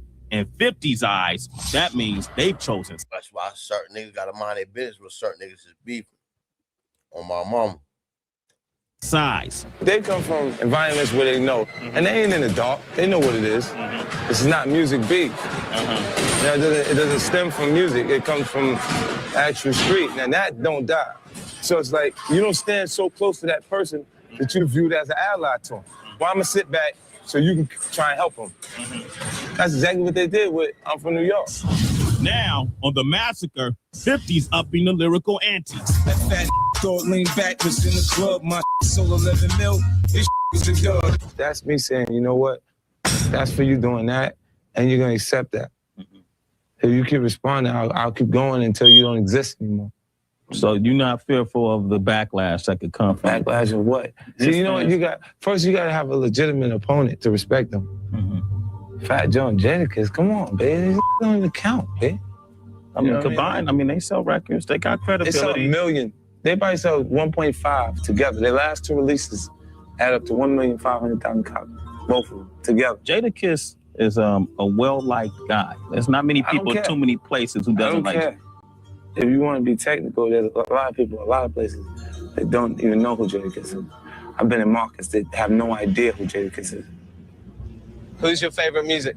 50 Cent. 50 Cent. 50 Cent gets everywhere. You know, I performed in Nigeria in front of 100,000 people by myself. Go to Nigeria and ask them about Fat Joe and Jadakiss. And I'm gonna know who you're talking about. Dubai, go there, go to all these different places. They don't know these people. Jada got wind of this, so just a couple of days later. This is 21 years ago, y'all. 21 years ago. On March 9th, 2005, Jadakiss dropped a diss track on 50 Cent called Checkmate, where he would just absolutely go off on 50 while rapping over the beat to 50 Cent's song I'm an Animal. He even mocked that song at the end of the track. The title of the song was actually creative, because on Piggy Bank, 50 said, "This is chess, not checkers." The insane part about this diss track is that it actually charted on the Billboard's Hot R&B/Hip-Hop Songs chart, peaking at number 56. Jadakiss even toured off this song as well. Be rich. 50 would, of course, get wind of this, so a couple of months later, on May 2nd, 2005, the G-Unit Radio Part 11 Yayo Raw and Uncut mixtape was released. And on this mixtape, 50 would drop his response diss track to Jadakiss with the song I Run NY, which would feature Tony Yayo, who also went at Jada. At the end of the track, 50 goes on one of his classic rants, and he threatened to buy Jada's publishing from Puffy. 50 literally put all of Jada's business in the street with this track. Man, y'all must have forgot. Yo, they must have forgot, man. I run New York, yo. Me, little nigga. Nigga said, beat you with my pistol like Payne did Chauncey. Yo. Call my shirt with platinum, styles and sheet loops, with double plastic. Yayo Park and Banks is putting out classics. The next month, on July 1st, 2005, Jada. Yo, that song was fire, my nigga. Yeah, that shit was hard. It was fire. Kiss would fire back with the diss track called Problem Child. And since 50 got Yayo on his track, Jada got Styles P on his track, and both of them went at 50 Cent. Can't really figure this clown out. Where is he from? Jamaica, Queens, Cali, or down south? D-Block, don't think it. Take a Formula 50, drink it.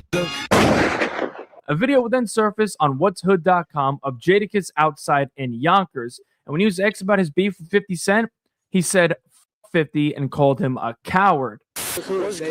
Imagine being able to build an app with your name on it, just by thinking about it. Meet Base 44, a complete AI creation platform. Describe what you want. What's hood? You know what's hood? Me, nigga. Parking my truck, walking to the club by myself. That's what's hood. You know what it is, man. You know what I mean? It ain't nothing. What's going on? What's up with that 50, man? 50's a coward. Where's he at? On September 28th, 2005, Styles P dropped his mixtape The Ghost in the Machine.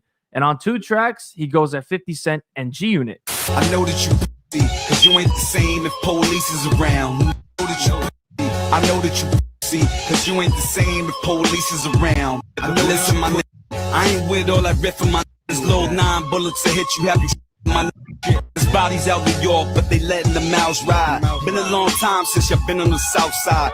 In my hood, everybody saying 50. He don't really want to buck 50.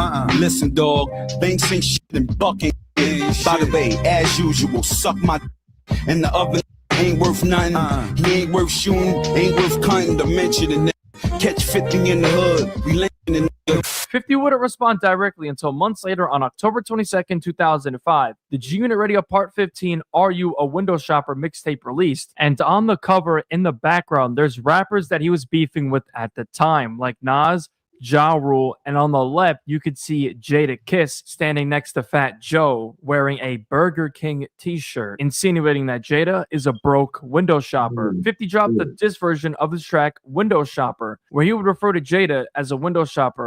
This dude always in no business, man. See? That shit was A month crazy. later on October 20th. Yeah, man. Yo, I'm tired of Fat Joe, bruh. Get rid of him and bring back Pun, man. You know what I'm saying? Real shit, bruh. I ain't gonna lie, I love Pun, man. Joe a I whole ain't fucking really- lie, man. He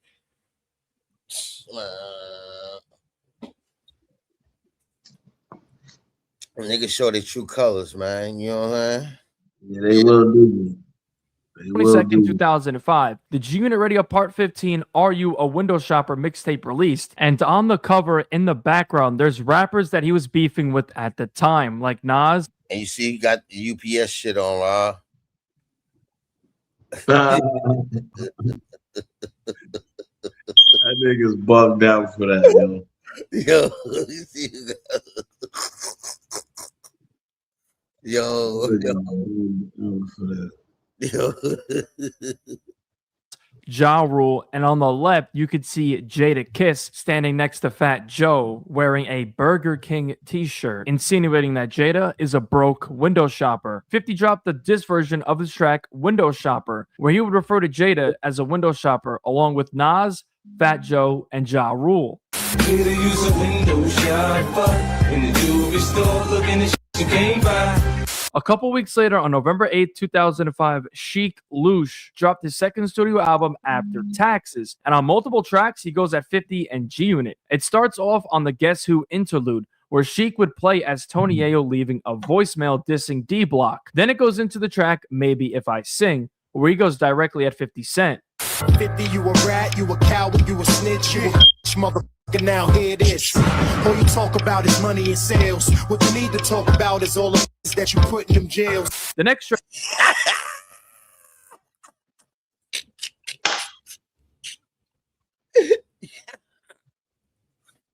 But it was never proven, but it shit was funny though.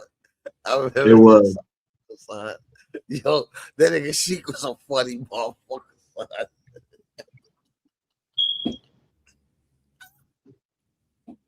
That nigga Sheek was a funny motherfucker, son. Hey man, what's the other nigga that was be down with them? Bully? Yeah. This nigga was cut ass rappers, man. I like to cut ass. Yo, I ain't gonna front, man. Sheek was always a funny motherfucker to me, man. Them niggas was putting belt to ass when they came out, man. Yo, Sheek is a cut ass rapper, though. They was putting belt to ass when they came out as a group, too. Yeah. Goodbye, where Sheek would once again go at 50 and G-Unit. Yapping to them your face is torn, tongue is gone, 3-piece suits is worn. Hit your is that scared to death. Talk shit when I'm around, y'all hold your breath. I make murder music, my shit bang in the city, but they want me to chill since Janet showed me. It's too much violence now since y'all on 50. Sheek wouldn't stop. I gotta take a business call. I'm gonna be watching. Yo, go ahead, do what you do. It's a funny motherfucker. Yo. There, he dropped multiple diss tracks dissing 50 Cent and G-Unit. Sheek would then appear on BET's Rap City in 2006, and on his freestyle, he goes directly at 50 Cent. Sheek the new buzz. What up, blood? What up, cuz? I'm riding again, they hiding again. Real gon' gun out, clap till they run out. Then they gotta run out the club with the gun out. Roof the tray, 8 shells over the gate. Take a on my hand, the gunpowder is straight. Mad junkies, cracking my red monkeys. Wife beater, haze in a one-sheeter. Hold on, I know what they wanna hear. Yo, let me go. Hey, yo. You a C and you a C. And he's a C and he's a C. Who him? Nah, game cool with me. The rest of these cowards, what it's gonna be? Hey, yo, clap off. High up violence. Get your crew, let's have a rap off. They can switch the beat till you slack off. Or I can switch the clip till you back off. No iffy is itch made. Yo, that nigga Sheek was all one back there, son. Over the gate, take a on my hand, the gunpowder is straight. Mad junkies, cracking my red monkeys. Wife beater, haze in a one-sheeter. Hold on, I know what they want to hear. Yo, let me go. Hey, yo. You a C and you a C. And he's a C and he's a C. Who him? Nah, game cool with me. The rest of these cowards, what it's gonna be? Hey, yo, clap off. High up violence. Get your crew, let's have a rap off. They can switch the beat till you slack off. Or I can switch the clip till you back off. No iffy is itch made. I could take the chain off his neck with a switchblade. No hassle, no wrestle. Curtis just ratting. He ain't no thug, he just do a lot of bratting. Up out of here and take the armored truck out of here. That thing don't belong in the hood. If you could come around the block, mother up and you would. When the last time you been in the building? Gave change to a couple of children. Got high and chilled. Probably the last time you was almost and on your crew don't want to wrap it up. Oh,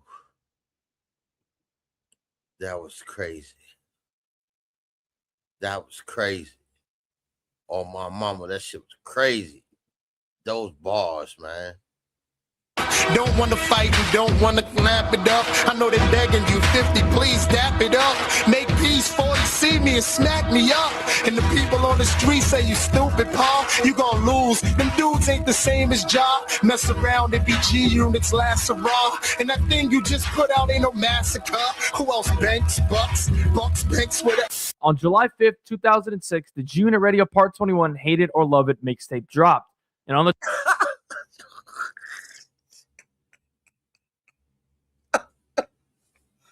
Yo, you see your man. Yo, you see your man. Yo, no diddy. Yo, track 5 Heartbeats featuring Tony Yayo, 50 took shots at Jada Kiss. I got a 16-shot Ruger, I got 16 cars. All over how I write 16 bars. Ja Joe and Jada, they're fucking retards. I run in the scope, oh my God. It's the first of the month. It's the first of the motherfucking month, nigga. It's never been easier to start a podcast than with Riverside. First, man, that shit was crazy. Hold on.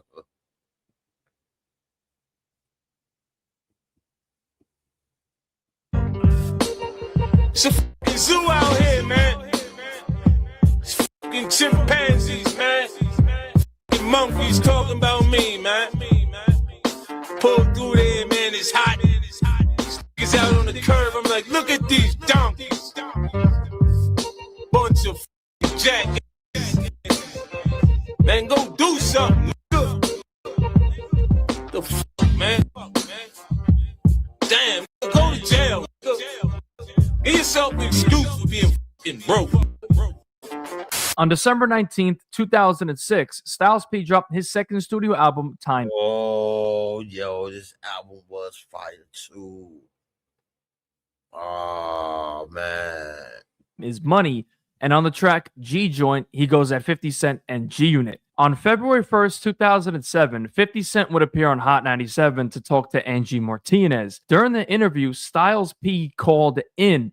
50 and Styles would have a conversation about the music industry, but things got heated when Styles said 50 forgot where he came from. Man, let me tell you something about people like me, dog. My joint went 80,000.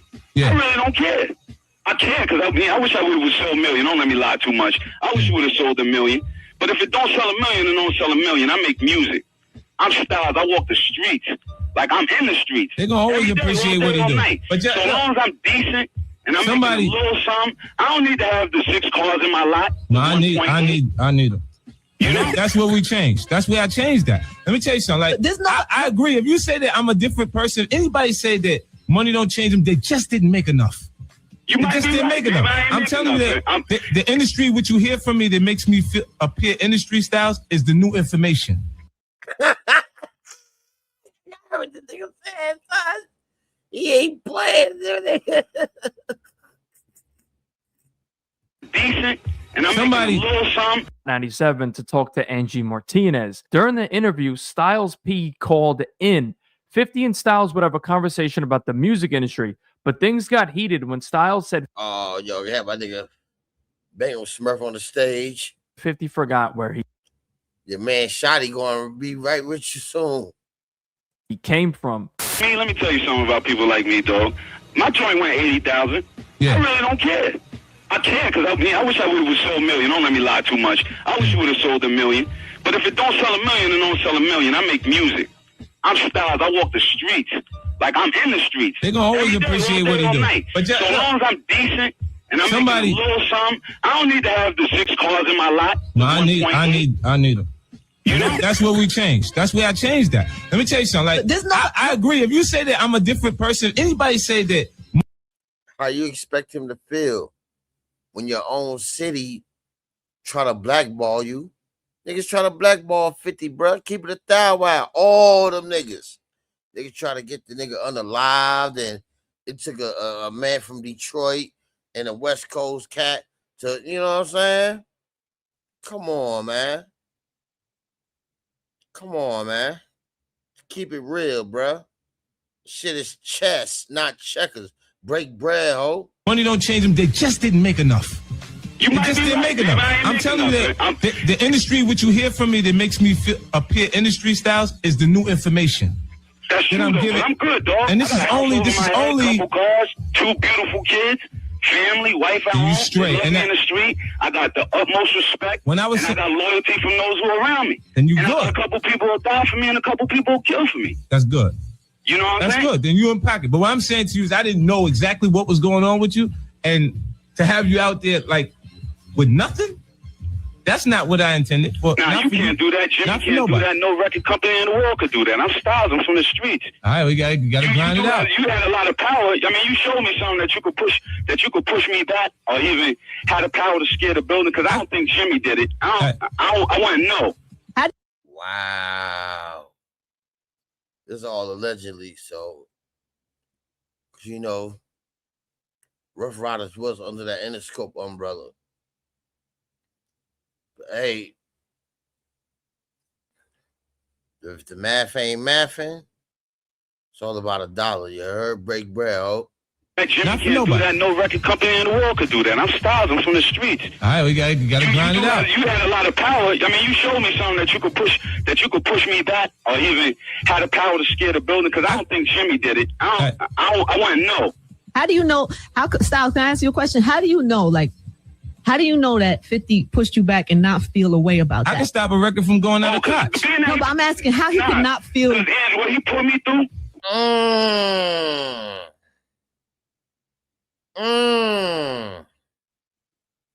That nigga say he can stop. That, or even had the power to scare the building. Because I don't think Jimmy did it. I want to know. How do you know? And I'm not shitting on Styles, though, man. Just you gotta pay attention, man. You know what I'm saying? How karma works, bruh. Niggas was shitting on 50, bruh. Y'all know the whole New York was shitting on that man, blackballing him and all that. Come on, man. Get them likes up. Break bread, ho. Styles, can I ask you a question? How do you know? Like, how do you know that 50 pushed you back and not feel a way about that? I can stop a record from going out of clutch. No, but I'm asking how he could not feel. Ange, what he put me through, Ange, if you won't kill me, you can only make me stronger. So him pushing me back got me on my P's and Q's and got me on my toes, and that helped me get off the majors. See, because I ain't going to sell him 10 million he going to sell. I ain't going to sell him 5 million he going to sell. I ain't going to make them songs. But, like, as you know, I am probably the best hardcore lyricist. I am the best hardcore lyricist, point blank. Other stuff, everybody got me else on, but hardcore, I am the best.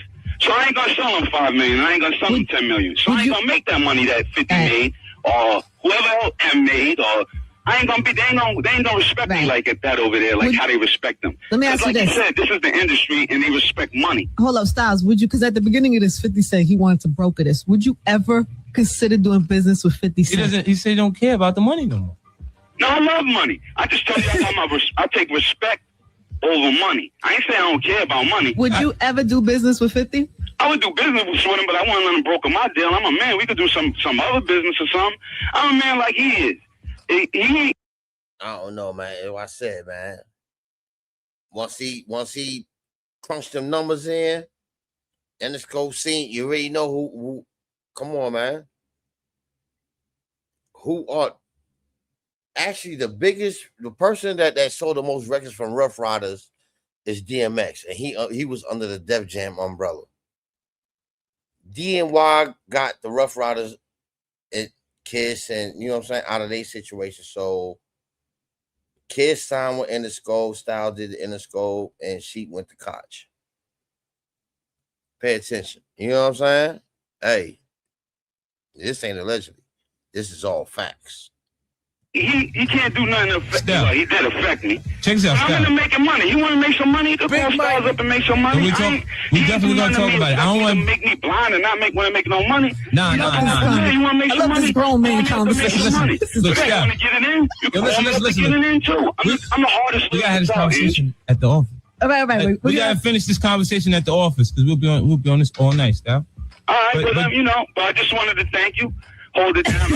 He's slick trying to son style, so we talk about this at the office. Look him up. I want to tell you from me. This is going come back to the streets, bro. Yeah. I'm on the street. I'm on the street. What do you feel about that? You was broke and you was in Queens and you from Southside and you from the hood. Everybody, like, I ain't just blaming you, because to tell you the truth, mostly all y'all rappers is like that now. It's like, you mean the ones that made some money? Cause this and that. But what about the people back in the ghetto? We all came from where your mother and father. And everybody's trying to get out of there. Yeah, you trying to get out, but now you better than somebody because you got 6 bellies. Ain't nobody say you was better than them. I just feel like I'm in a great space. How you talk, how you sound. I'm just telling you how you come off. Oh, that's your your perception. Ignorant too, because I come off like real honest street, but you come off too rich, bro. Bring it back down, man. All right, I'm gonna try to ghetto.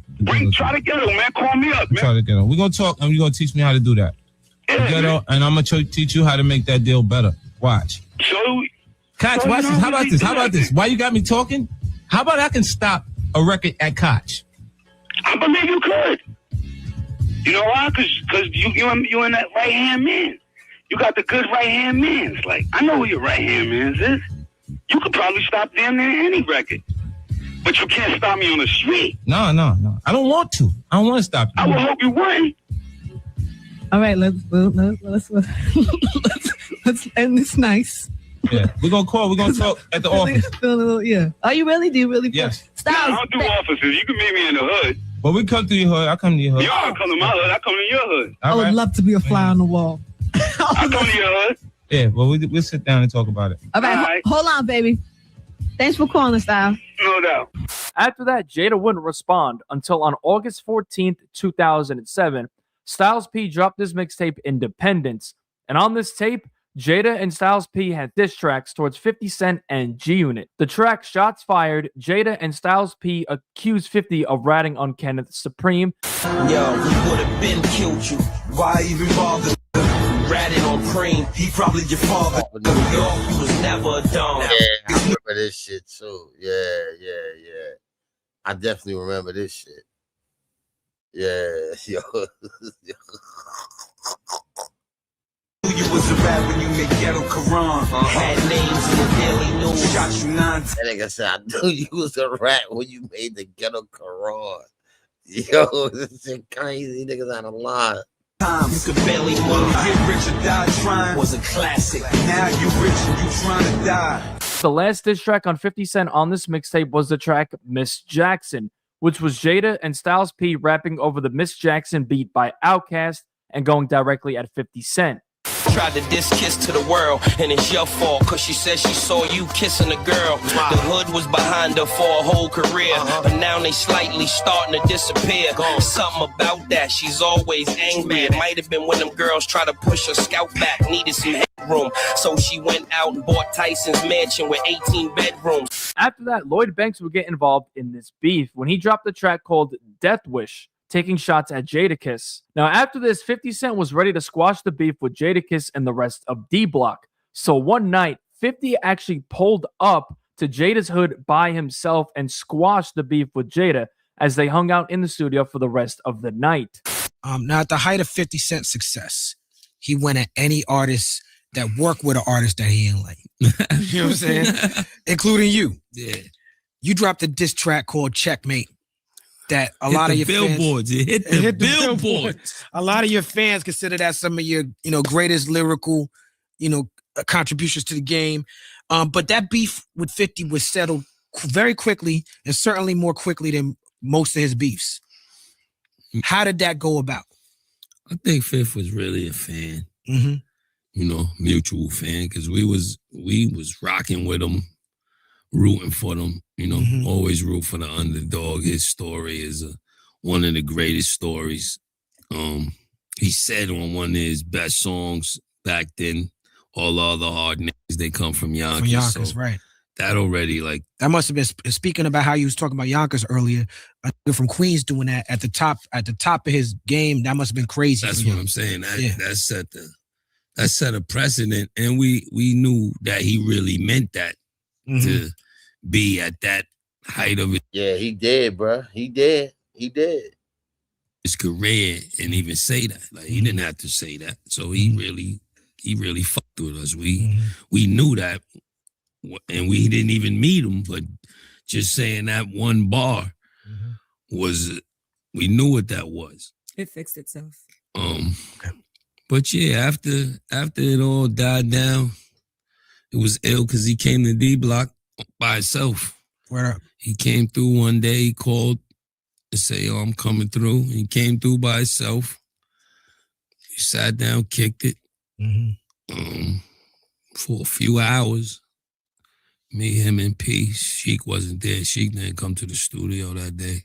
On October 4th, 2009, 50 Cent appeared on MTV News for an interview, and he was joined by none other than Jadakiss and D Block.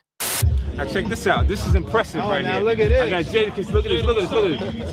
Come here, look at this. Now I'm starting to look big now. Now we got Jadakiss out here live on MTV. And they said we could make. We got Sheik Luke. Finally, huh? Big Look at Corey Guns in the cut. You know that. And we got the hardest. Huh? What's up, baby? Yeah, what up, baby? Hey, what's up, baby? This is real. Now tell me anywhere else you could go where you can see everybody. This representation of hip hop is different portions of hip hop. You got the Locks. They got a foundation of music that they created on the underground and everywhere else consistently for how long? They out here tonight. You got Corey Guns, you got the new young gunners, Corey Gun Trap, you got Mano, you got, it's endless. It's getting ready to get serious. You got Jimmy and Joel's and all of them. Oh, I heard who he said. Chana was in there. Chana was there. Y'all got a selective memory, huh? Created on the underground and everywhere else consistently for how long? They out here tonight. You got Corey Guns, you got the new young gunners, Corey Gun Trap, you got Mano. You got, it's endless. It's getting ready to get serious. You got Jimmy and Joel's and all of them is coming, and they say them on the ferry. Yeah, and they say it's New York City that we don't actually get along. That's not true. You see what I'm saying? We can work together and get more money than we can get apart. You're gonna see us do it in the future. Long overdue, baby. Long overdue. Tell me how the show is gonna go tonight, because I heard. See your man Chado right there, right? Look at your man Chado. Come on, man. But we mixed it up. What we did was we made a set that kind of got all of us rocking at different points in the actual set, so they get a chance to see it properly, not just who got positioned. But you know how sometimes you go to the tour and some people's music is louder than other people's music. Yeah. And they fix it. They fix the fight. You know what I'm saying? So this time it's gonna be, as long as they leave saying everybody that came out to the festival had a good time, it's mission accomplished. Fast forward a couple years later, on May 6th, 2014, 50 Cent and Jadakiss dropped their one and only collab song called Irregular Heartbeat, featuring Kid Kid. Fast forward once again to September 24th, 2021. 50 Cent did an interview where he would explain the beef with Jadakiss, claiming that he actually never had issues with Jada and that he dissed him because of his affiliation with Ja Rule. On what I'm trying to do at the time. Like a lot of, even you saw Jadakiss and them just win the Versus thing, but we didn't actually have issues. They were collateral damage at that point with Ja and them, because doing 100 guns, 100 clips off of New York was in a time period where they were giving him, resuscitating him. Yep. You know, both Jadakiss and Fat Joe at that time period.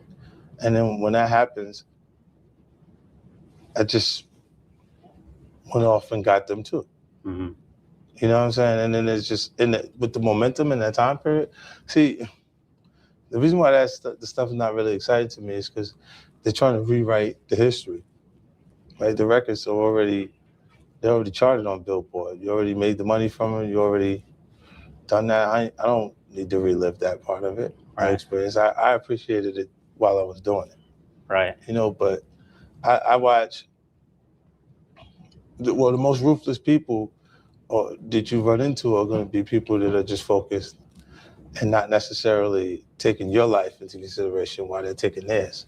After that, nothing else happened, but this beef definitely gave us some legendary diss tracks. After all, Jadakiss is one of the few artists that managed to beef with 50 Cent in his prime, but never actually got his career ended. That's a fact. That's the whole fact.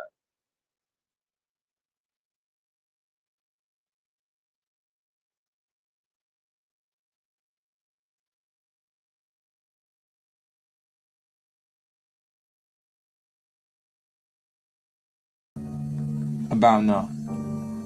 then it turned like the way I express myself is easier for me to express it angry. So it comes off like that when I start talking about it because I got frustrated about the situation. Then it turned like the way people think I don't like Nas, right? I don't. You know what it is to play this. I was more hurt about Nas. Then it turned like the way I express myself is easier for me to express it angry. So it comes off like that when I start talking about it because I got frustrated about the situation. You and 50 Cent have kind of somewhat gone back and forth. I know you had things to say at Central Park, and he's apparently had things to say about you and Khalees on the new Unheard Piggy Bank record. Do you have any comments on that? Nah, I mean, 50 Cent is comes underneath me too. You know what I'm saying? He was with me. You know what I'm saying? So we have a history, and obviously he was, going through some things and felt that I was against him, and I felt he was against me. So words were exchanged here and there. But nah, man, my thing is I'm all good, and he's fairly a new artist. You know what I'm saying? My goals are different from his goals. We're two different kind of guys, and I think we just hold it down. Yeah. We both hold it down, and this goes for any MC. I'm not into calling names no more. I'm past that. But if I go in, I go in. If somebody really got to call me out, you know what I bring to the table. You know my record.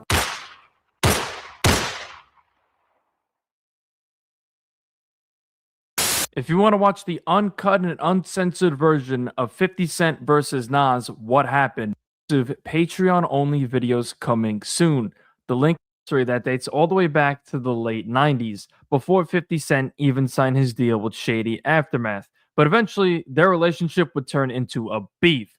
Today, we break down the entire history of 50 Cent versus Nas. Let's get into it. In the mid to late 90s, a Queens rapper by the name of Nas would take the rap game by storm after dropping his all-time classic debut album, Illmatic, on April 19th, 1994. Nas would follow up on July 2nd, 1996, when he dropped his second studio album, It Was Written. During this time, a guy named Curtis Jackson, otherwise known as Boo Boo, would begin pursuing his rap career. After rapping in his homie's basement, Curtis would be introduced to Jam Master Jay of Run DMC, who was establishing his label Jam Master Jay Records. Jam Master Jay mentored Curtis, teaching him how to write in song format and make records. After that, Curtis would begin recording songs under the rap name 50 Cent. Eventually, in 1999, he would leave JMJ Records and signed with Columbia Records, which at the time, one of their biggest artists was Nas. The Trackmaster sent 50 Cent to a studio in upstate New York, where he would begin working on his debut studio album, Power of the Dollar. 50 Cent needed a song that got everyone's attention, so he decided to drop his commercial debut single, How to Rob, on... Yo, that shit was fire too, nigga. You already know, man. August 10th, 1999. And on this track, he dissed the entire rap game at the time. One person he didn't diss, though, was Nas, who actually took a liking to 50 Cent. Nas would invite 50 Cent and Tony Ayo on his promo tour for his fourth studio album, Nostradamus. So it was clear that Nas was trying to help 50 come up as they formed a friendship. 50 even gave props to Nas on his diss track towards Ja Rule called Your Life's on the Line, which dropped on October 12th, 1999. Now here's a list of MCs that could kill you in 8 bars. 50, Jay-Z and Nas. Unfortunately, on May 24, 2000, 50 Cent was shot 9 times outside of his grandmother's house in South Jamaica. Shortly after getting shot, Nas and 50 would begin cooking up music in the studio. It's heavily rumored that 50 Cent was actually in the studio with Nas while he was recording his legendary diss track on Jay-Z called Ether. 50 Cent would make his comeback to music on April 26, 2002, when he dropped his debut mixtape, Guess Who's Back.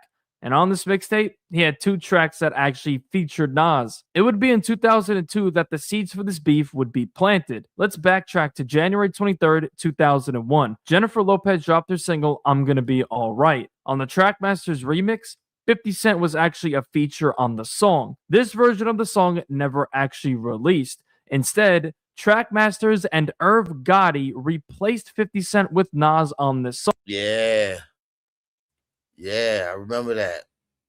I definitely remember that too. song.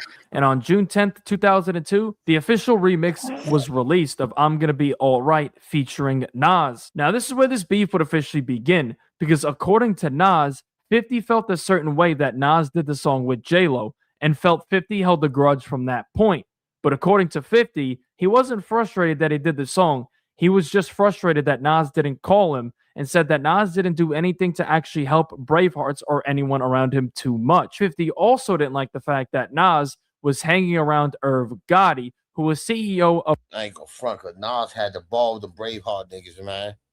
Especially when they came off that Uchiwali shit. Niggas had the ball. No Diddy. Yeah.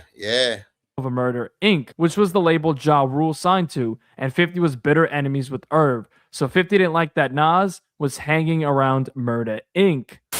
Nas, yo, let me tell you something. Look, people think I don't like Nas, right?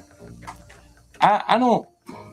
You know, it's the pledges. I was more hurt about Nas than it turned. Like the way I express myself is easier for me to express it angry. So it comes off like that when I start talking about him, because I got frustrated about the situation. Because like with the whole crew, like he was in position, cool, for real. You know this. He used to big you up though, crazy. Yeah, he was. I mean, early on, and I'm like, yo, I rock with him. Like he took me on a promo tour, first tour. Word? He took me on wow, Nostradamus. Nostradamus. Yayo was with me. There too. Wow. It was just me and Yayo before. This is before Banks came to picture everything. You know what I'm saying? He took me on his tour. We was riding with him. Everything good. Like I seen some things that was like instead of him actually vibing with everybody that's on the tour, like he would have his book off to the side, like you know what I'm saying? That's his vibe though. He keeps himself. That's how he is, you know what I'm saying? But I didn't understand how when he was in position, how he didn't do anything to set up his crew. You feel what I'm saying? Like the Bravehearts, like at the time, Jungle, Wiz, Horse, all of them, and we was all on the same van together. We wasn't even on a bus, right. Like vans together, riding. And it was like I was honored to even be allowed on his tour at that point because I didn't have anything but how to rob at that point. You know, he just said, "Yo, that record feels crazy." It reminds me of when I came out. He had options. He could have took Nature, could have took other, other artists around it with AZ, Fox. He could have took whoever he wanted to take with him. You know, and he said no. He wanted me to come with him, so I went with him. Did he have? Was the Firm still popping back then? The Firm, I don't think he liked anything that was a conflict to him shining as Nas. You feel what I'm saying? And that's my assumption after the fact. Because I didn't understand why he didn't utilize all that at that point. Like even after Uchiwali came out, they had a smash, man. But you know what? Originally he wasn't on that record. The record that when they gave me up on him. It said that, man, that Uchiwali shit, man. What? Should just kept going with it. They had it, man. Mixtape, Nas wasn't on that record. Right. He hopped on at the end and they shot the video for it. But that's when it was working. It was working when they gave it to you, Clue. And then he got on the joint because it was working, and then he didn't travel with him to support it. What's the difference? I don't know about. Ask me this. What's the difference between Bravehearts and G-Unit? It's momentum. When I had the momentum, I worked them in, Clue. I could have sold a blank CD after Get Rich or Die Trying. Do you understand what I'm saying to you? That's the real deal, man. And then after we get going, like they was established, they got groomed. Yeah, he was already grown because he was with me even then. So when he's locked up and he's going through, y'all sounded crazy on a mixtape. Just on a mixtape alone, y'all sounded like what I mean. Like we was already veterans because we was getting knocked around. If White Nas had that energy, he could have helped them get into a decent space financially before going. You know what, y'all on your own. He didn't really give them that support and then said, now y'all on your own. I still talk to Lords. That's true, man. That's true. Even though Nas doing good right now, salute to him. But it's true, everything what 50 is saying. You know what I'm saying? Well, the people who was there that wasn't a part of the music. Right. You know what I mean? And we all good. It's just I didn't see him doing he just looked, and then his character is have you seen him and spoke to him? No, recently? Not at all. No. So not since then. I haven't seen him. Wow. Yeah, like I had a conversation. Look, he wanted to do the same thing that Jay did to him with Carmen, to Mega. Because he called me to get Holly number in Queens, Circle 5. And Mega was messing with it at the time. He was tight at Mega at the time. He sent me to go get the number. I went through there. And then after that, it was like he called me like 3 times that night to tell me what was going on. You know what I'm saying? And then when I did the Jennifer Lopez joint, I did a remix for Jennifer because the first thing I did is Puffy called me back to help him with the Make This Money. Right. You know what I'm saying? And after I did that, then I was working with Jennifer. I did a remix on one of her joints. And then Irv started crying and Donnie and them and was like, yo, what are you going to do? This guy's exactly what he says he is on these records. You know what I mean? Why you want to do business? What happens when he gets mad and he does this something to Jennifer? So he was kind of using me against me at the time. And then they pulled back off. And he was like, use Nas. Nas just beat Jay-Z. They just went through the ether, that little back and forth thing. You know what I'm saying? And then Nas ended up doing the record. I wasn't mad that he did the record. I was mad that he didn't call me. You called me 3 times to ask me about Mega's girl. And then you didn't call me when you did the record over. After this incident, no shots were taken at each other on wax just yet, as 50 will go on to be signed to Shady Aftermath. And on January 1st, 2003, G-Unit dropped their mixtape Automatic Gunfire. And on the track Bang Bang, 50 Cent name drops Nas's girlfriend at the time, singer Khalees. Plan your finances for the people, causes, and communities you love. Thrivent. He definitely violated Shorty. Yeah.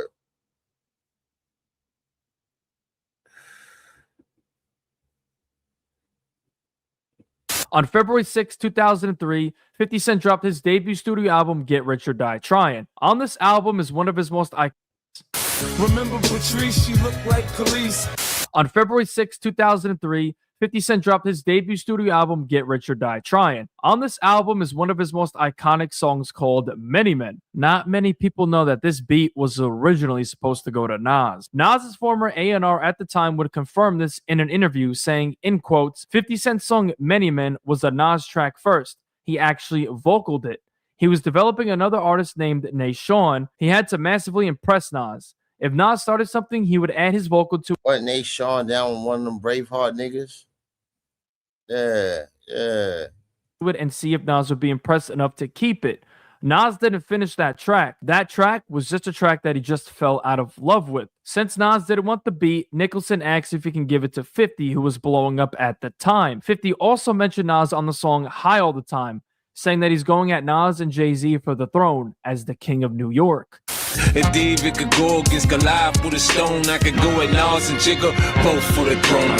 Now, many people think 50 Cent just dissed Nas for no reason, but that's actually not the case. In 2004, Nas was performing in New York Central Park. And while he was on stage, he would actually diss 50 Cent when he would thank the crowd for coming out to support real street hip hop and not that 50 Cent.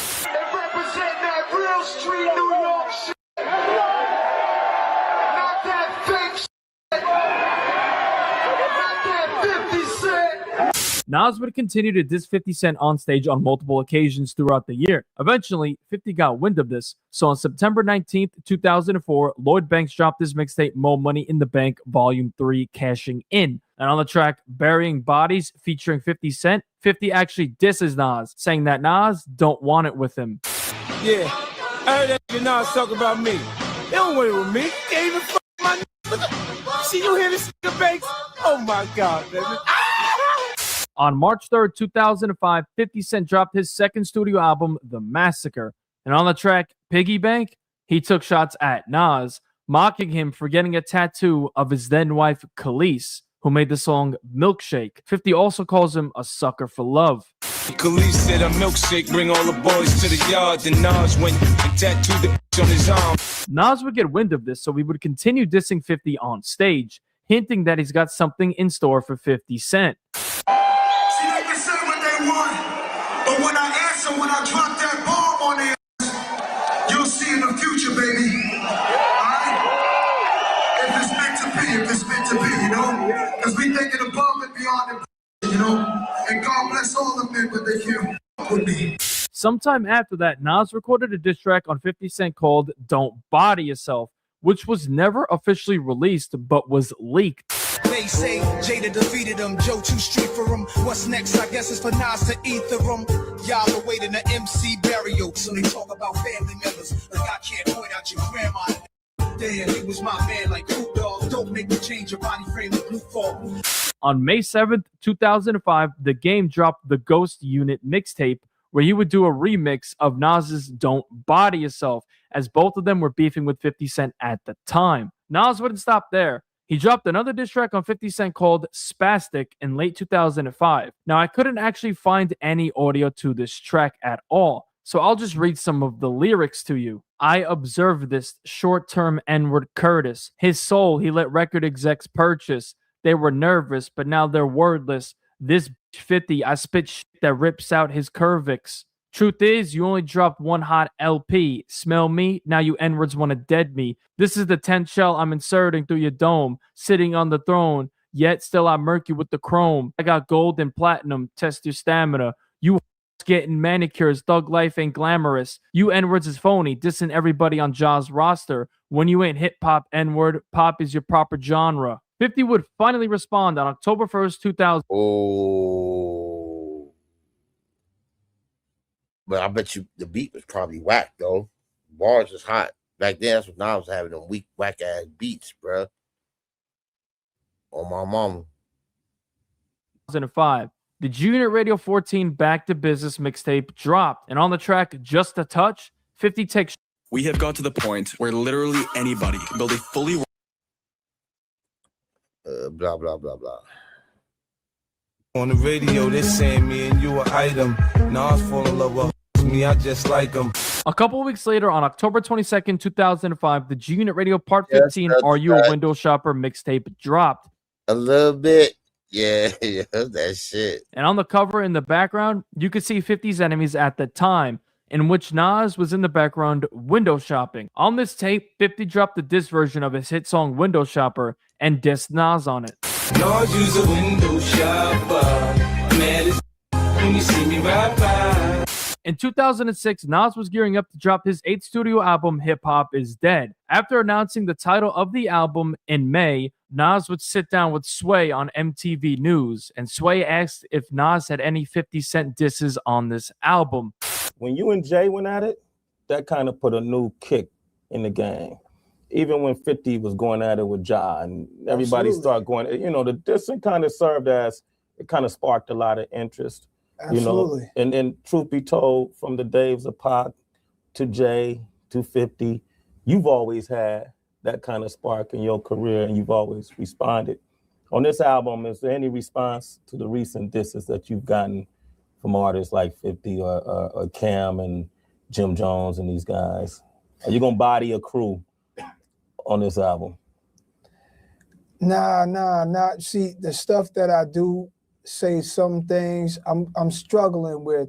I'm trying to uplift the unity. Mm-hmm. So if I feed into it, we know what that is. Mm-hmm. You know, when I battled, that was one of the biggest, if not the biggest battle in rap music. So we know it gave them a whole platform to stand on. So they're standing on a platform I built. Mm-hmm. And in some of the disses, they're saying, some of the stuff that I said. If you listen to Cam's thing, it was just pieces of ether put together, so they're standing on a platform that I helped build. And so you have to make a certain amount of albums yet to be on in the ring with me. Mm-hmm. You have to have survived. That's because it was now or never when Jake went at you, nigga. Keep it that wow. It was now or never. It was now or never. You had to switch up on everything. That's why you got your second win now. You stop playing them bum ass beats like you used to do back in the day. See? A lot. You know what I mean? Mm-hmm. You can't be an album or This 30 years later, man. Well, 20 years later, my bad. 20 years later, look. 2 albums, or you went platinum one time and you may have performed in front of 6,000 people twice in your life. You can't do that. That's not about. Mm-hmm. You gotta be, to get in the ring with me, you gotta be somebody in my weight class. You can't be, you can't fight like that. So that's not really a battle. But there is spankings that I could do. You know what I'm saying? Like lyrical, verbal assaults that I could do on some of you clowns out there. But honestly, the take on this album is like really more of a unity thing. You know what I'm saying? So I can't really know. I don't really know at this moment right now if I'm going to let those records fly where I do answer a thing or two, but maybe not. Okay, but you definitely got them in stock if you need them. Yeah. Okay.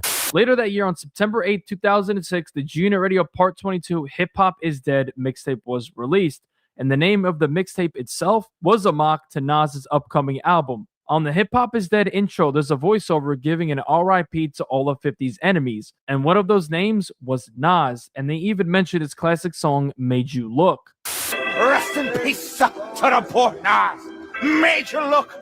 Things will go quiet, but just a year later, on September 11, 2007, 50 Cent dropped his third studio album, Curtis. And on the track Fully Loaded Clip, he takes direct shots at Nas and his wife, Khalees. My Nas was telling Khalees, I love you, boo. I was shining my 9. You know how I do. Nas got wind of this, so on July 15, 2008, Nas dropped his 9th studio album, Untitled. And on the track Queens Get the Money, he goes at 50 Cent, mentioning when 50 Cent said he would retire if Kanye West outsold him. It's so easy to become a podcaster with Riverside. You just need a concept and a way to record.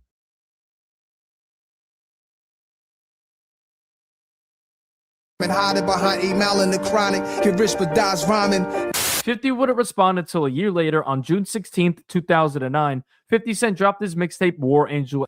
He said retirement, hiding behind email and the chronic, get rich but die. You know how I do. Nas got wind of this, so on July 15, 2008, Nas dropped his 9th studio album, Untitled.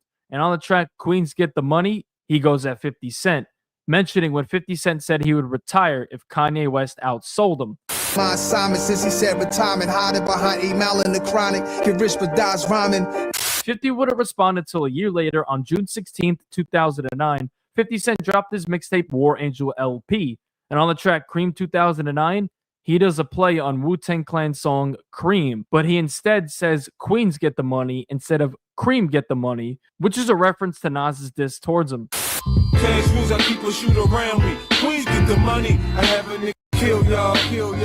This beef went quiet for a couple of years due to 50 leaving the rap game. In April 2010, Nas and Khalees filed for divorce, where Nas had to pay her $47,249 in back child support and $40,454 in back spousal support. Nas also had to pay $10,000 a month in spousal support off the $300,000 he owed Khalees, and 90% of Khalees' legal fees that amounted to $155,787. And lastly, Nas had to pay $48,549 to cover her accounting expenses. In 2011, 50 would return to making music, and he would drop several songs promoting his new sleek audio headphones. On February 3rd, 2011, 50 Cent dropped a track called Old 2003 Ferrari. And on the song, he took shots at Nas, referencing his recent divorce with Khalees and all the expenses he had to pay. She hype for night, but don't keep her. Ask Nas, Khalees was the illest eater.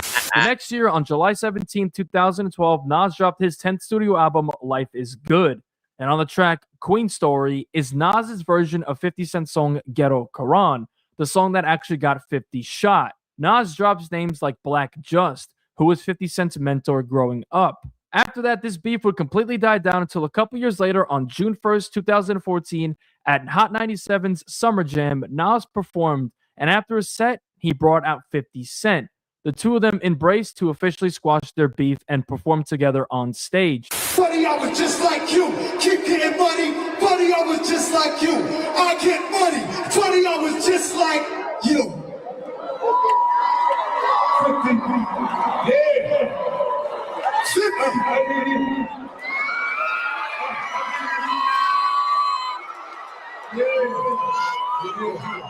That was definitely a good look. That was definitely a good look. You know what I'm saying? Definitely a good look. You heard?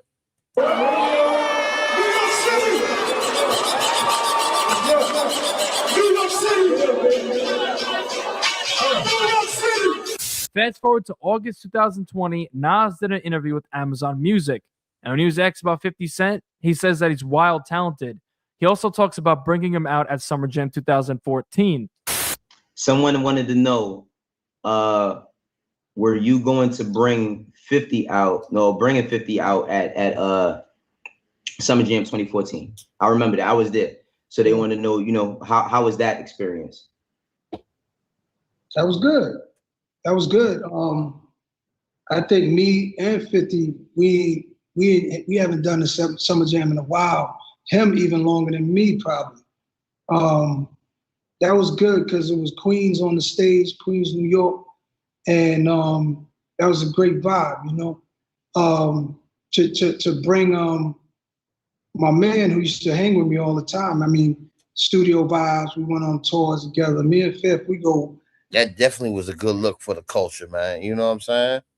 That was definitely a good look for the culture. You heard?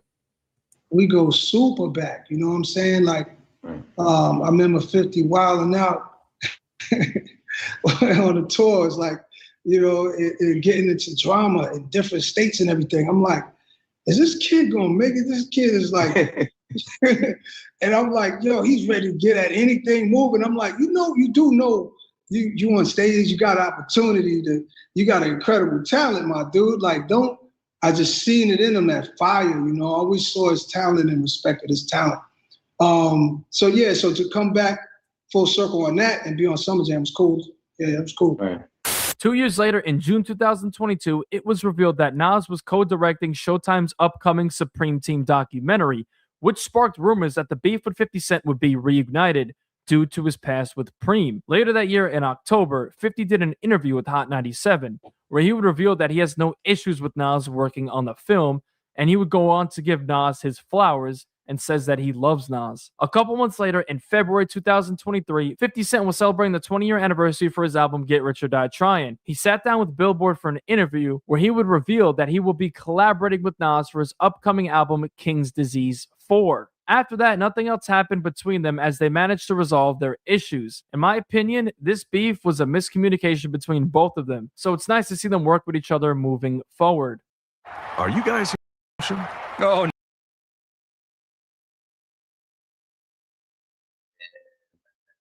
That was definitely a good look. You know what I'm saying? That should have been Civil War. Wu-Tang. Wu-Tang. You got a lot of money, you don't got talent. Bitch, they all drowning. Yo, them Staten Island niggas still puffing them dust blunts. So, like I said, 50, you a bird. Yeah, my real name is Clyde, man. Clyde Smith. Niggas is making skits, change your voice, right? Yo, this is Claude Smith. Claude Smith, right? Fucking ass Staten Island. Bunch of dirty niggas. I hit the studios, take niggas' jewels and leave. Catch Ray Ghost and RZA for them funny ass links. Who shot you? You don't have enough on your roster. You move like a fed, but you talk like a mobster.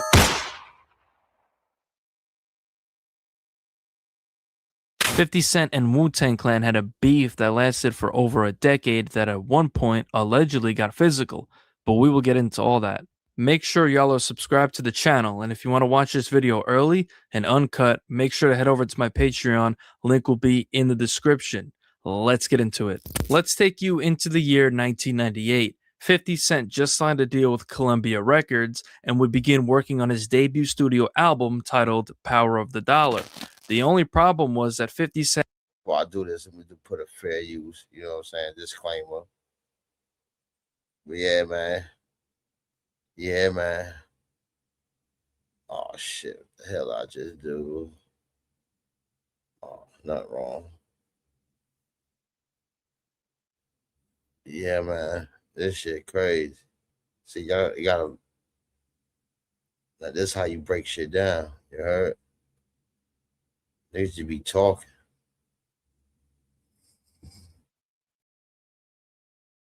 Disclaimer, fair use, fair.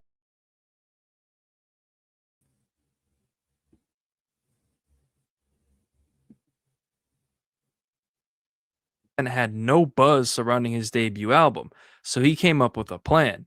50 saw beefing as an opportunity to get a name for himself, so 50 Cent recorded a diss track dissing the entire industry. On August 10th, 1999, 50 Cent dropped his debut commercial single, How to Rob, featuring the Mad Rapper. This track would instantly gain 50 some buzz, as he dissed every single rapper in the industry at the time. Now, this track was really intended not to offend anyone, just was a funny comedic track about 50 Cent robbing various artists. On this track, 50 Cent actually dissed several Wu-Tang. The next generation of quality from Tacomo is here. Optimized for forgiveness, reimagined for precision, and designed ideally for fewer. With Old Dirty Bastard. 50 says that he'd rob ODB, but it'd be a waste of time, which is a reference to ODB's financial issues, which ODB made public that he was on welfare with the infamous video of ODB getting his welfare check on MTV in 1995. Rob ODB, but that'd be a waste of time. Probably have to clap him running toss the 9. On the second verse, 50 Cent has a line about robbing Raekwon, Ghostface Killah, and RZA, also making fun of RZA's pointy rings he wore. I hit the studios, take niggas' jewels and leave. Catch Ray Ghost and RZA for them funny ass rings.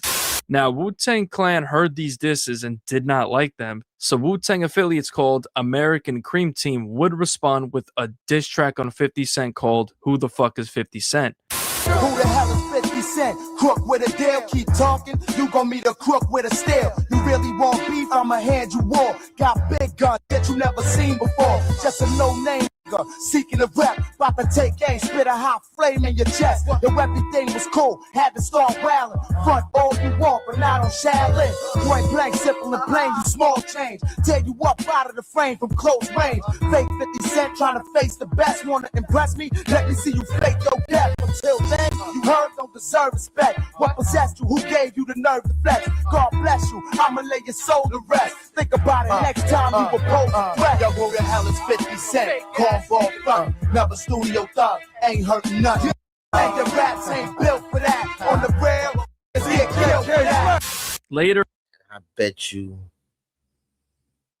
any amount of things, you niggas probably broke as fuck right now, man. You heard? Niggas probably broke as fuck right now on my mama. In 1999, American Cream Team dropped their mixtape Only Built for the Trilogy. On this mixtape is a freestyle with Raekwon and rapper Pain in the Ass, where they dissed 50 Cent. Unfortunately, I could not find the audio to this freestyle. Fast forward to February 8th, 2000, Ghostface Killah dropped his album Supreme Clientele. On this album is a skit called Clyde Smith, featuring Raekwon, and this skit is dedicated to dissing 50 Cent. Raekwon dissed 50 Cent while talking with his voice distorted. He started off by saying that he's going to die with his jewelry on, which is a response to 50 Cent's How to Rob track. You see these shits right here? I'm gonna die with these on, dick. Raekwon then directly mentions 50 Cent by name, telling him not to do any little dumb shit. Yo, that 50 Cent? That's, yo, I don't even know why he tried to do that little bum ass shit. Raekwon closes the skit by saying that he's going to kick 50 in his ass, calls 50 a bird, and that he's going to see 50 for that dissing he did on How to Rob. So as you could tell, Wu-Tang Clan did not like 50's jabs on How to Rob. So like I said, 50, you a bird and gonna see you. Good ass nigga. After this, it was rumored that 50 Cent and Ghostface Killah actually got into an altercation, which allegedly resulted in Ghostface Killah pushing 50 Cent down a flight of stairs. Now, there is no proof that this actually happened. It's all just speculation. 50 eventually decided to respond with a freestyle called Peace God. At the end of his verse, 50 disses Wu-Tang Clan and goes on one of his classic rants responding to the Clyde Smith skit.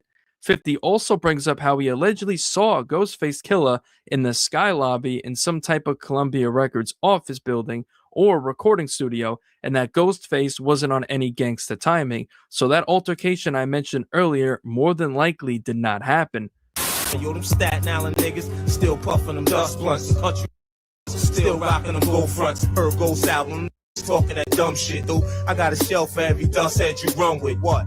I ain't even trying, nigga. I ain't even trying, and I'm ill than niggas. Niggas is making skits, change your voice, right? Yo, this is Claude Smith. Claude Smith, right? Fucking ass Staten Island niggas. Bunch of dirty niggas. making songs about picking roaches out cereal. Believe me. Hey, yo.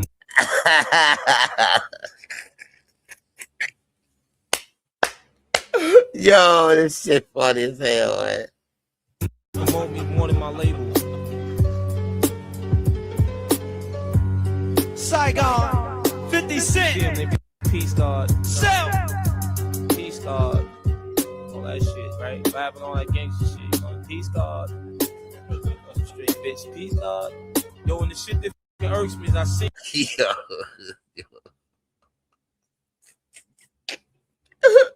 Seen this dude in the Sky Lobby, you know what I'm saying?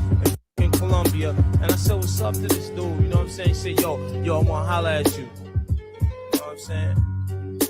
Nigga wasn't kicking none of that gangster shit Clyde Smith was kicking. You know what I'm saying? I know Clyde Smith is on the other side of you niggas, you know, that's what you are when you in the booth.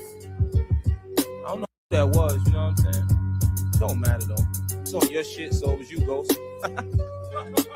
Fucking Unfortunately, 50 Cent was shot 9 times in the summer of 2000, so he would spend the next several months recovering. On November 21st, 2000, Wu-Tang Clan dropped their album The W, and on the track One Blood Under W, on his verse, Master Killer takes a shot at 50 Cent. I'll shoot a hole in a 50 cent piece to test my aim. I dare you corner guards in vain. Your perfect domain is out there. Go to Wix. Yo, I forgot about that verse too.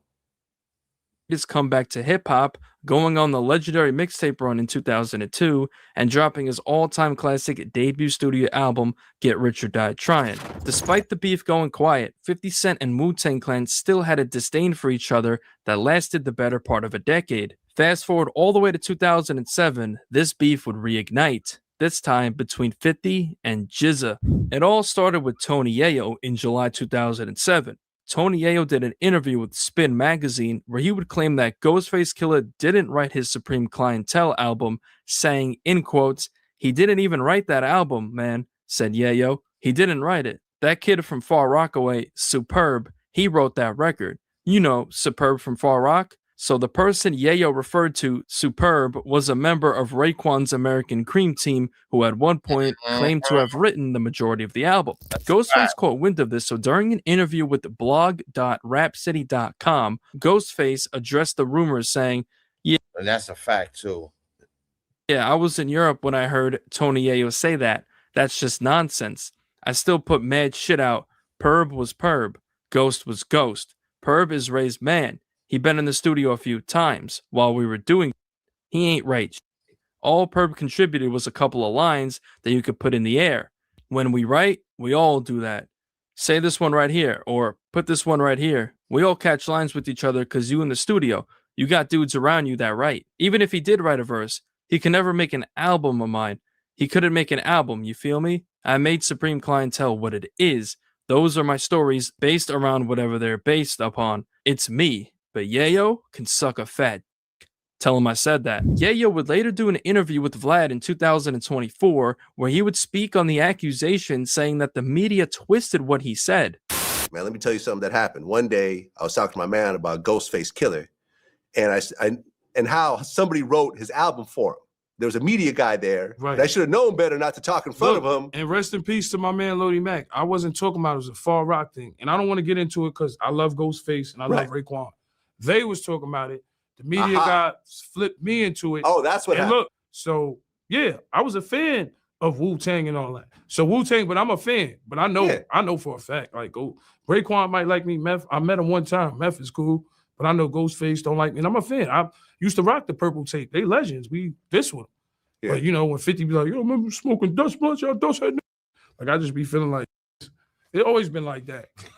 In the year 2007, Soulja Boy changed the rap game when he released his self-produced track, Crank That, which he made in his bedroom and uploaded it to YouTube. This was easily the biggest song of the entire year and opened the door for rappers to begin releasing their own music straight to YouTube and other music platforms on the internet. When Soulja Boy came out, a lot of the older rappers weren't feeling him because they felt that it wasn't authentic hip-hop and that Soulja Boy was actually killing hip-hop. One of those people was GZA, who felt that Soulja Boy wasn't real hip-hop. On December 9th, 2007, GZA was performing while in London, and during his performance, he would go on a rant about the state of hip-hop, where he would call out Soulja Boy and 50 Cent, saying that they got no talent, and he put the mic to the crowd, where they would say, fuck Soulja Boy and 50 Cent. Hold up, it's political. It's political. Let me say something. Soulja Boy. I don't got no diss. Damn, that could have been your son, man. How you gonna knock the hustle? That's kid shit, bro. You go, how can niggas can't dictate what's hip hop, man? You know what I'm saying? No matter what region you from, you know what I'm saying? You got motherfucker, man. I'm being real. Shit. I'm in Europe right now. I'm in London, motherfucker. All that niggas gotta get their cell phones out, because this shit gonna be on YouTube tomorrow. I don't give a f. I'm just saying, Soulja Boy, he's a young nigga.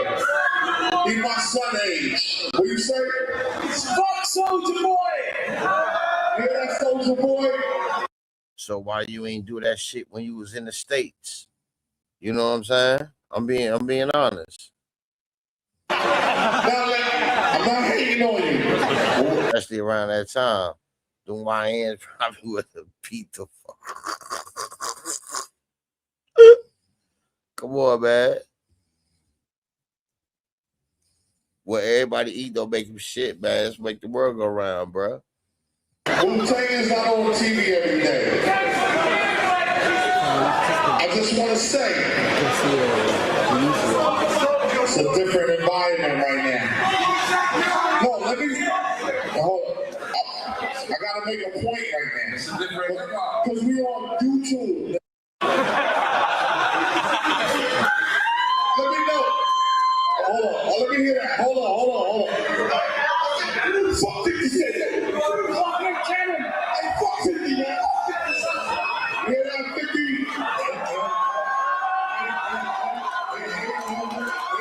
I don't remember back to that 50 Cent. And what 50 Cent.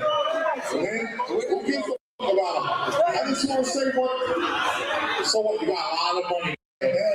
You. That's it. You got a lot of money, nigga. You don't got talent.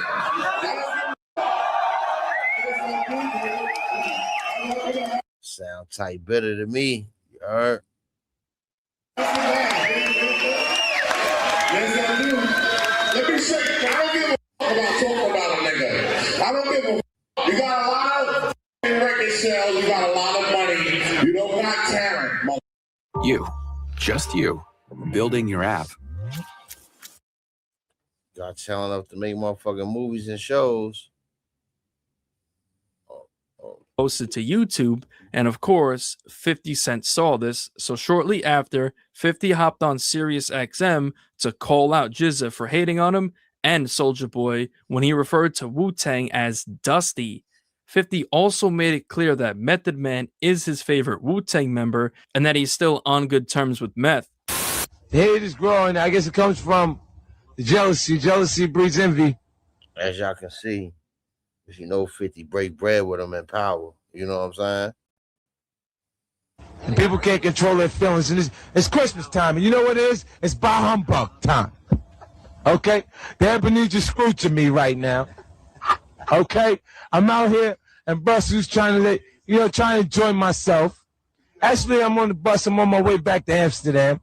You know what I mean? My friends are going to smoke until they can't see straight. And, you know, so some of that amnesia. Hey, when you go to the coffee shop and the weed on the menu say amnesia. I said, damn. What you want to smoke some shit called amnesia for? I said, yo, this shit looked so crazy in there, man. I was like, yo, give him the one with the dust on it. I said, yo, where the Wu-Tang at? Where's the Wu-Tang? White stuff on the weed. Yeah, speaking of Wu-Tang, right? Speaking of Wu-Tang, recently I seen a little bit of a video on YouTube, and the video was of the GZA from Wu-Tang. That's short from the genius of Wu-Tang. He's a genius. I'm sure everyone else has forgotten who he is also. Who is that? Yes. But anyway, this guy gets on stage, and obviously he's drunk. And he starts talking about Soulja Boy. 16. Who's 16 years old. Shout out to Soulja Boy. Soulja Boy's hot. He got a hot song. He produced the record. The genius should shut up. Just shut up. Okay? The kid's 16 years old, and we Googled you. You were born in 66. In 1960s. Yo, he was born in 66, son. Damn, man. Listen, I have an old school Chevy Impala your age. Oh. That was born your year. That was a 67. Yeah. Born before the first year of the Camaro. But Jesus, this is not even right. Listen. This doesn't even make any sense. Ladies and gentlemen, listen. The genius from Wu-Tang has declared all-out war on Soulja Boy. This makes no sense. He's 16. Now I understand why an artist would feel a little bit of animosity towards me. Of course, I've been dominated. No, and that's why that's where that you mad because your ass is old shit from the Boondocks came from. You know, in fact, if you like me, I'm gonna wonder why. I'm taking all the money. Oh shit. Gladiator? What was that? Oh, here we go.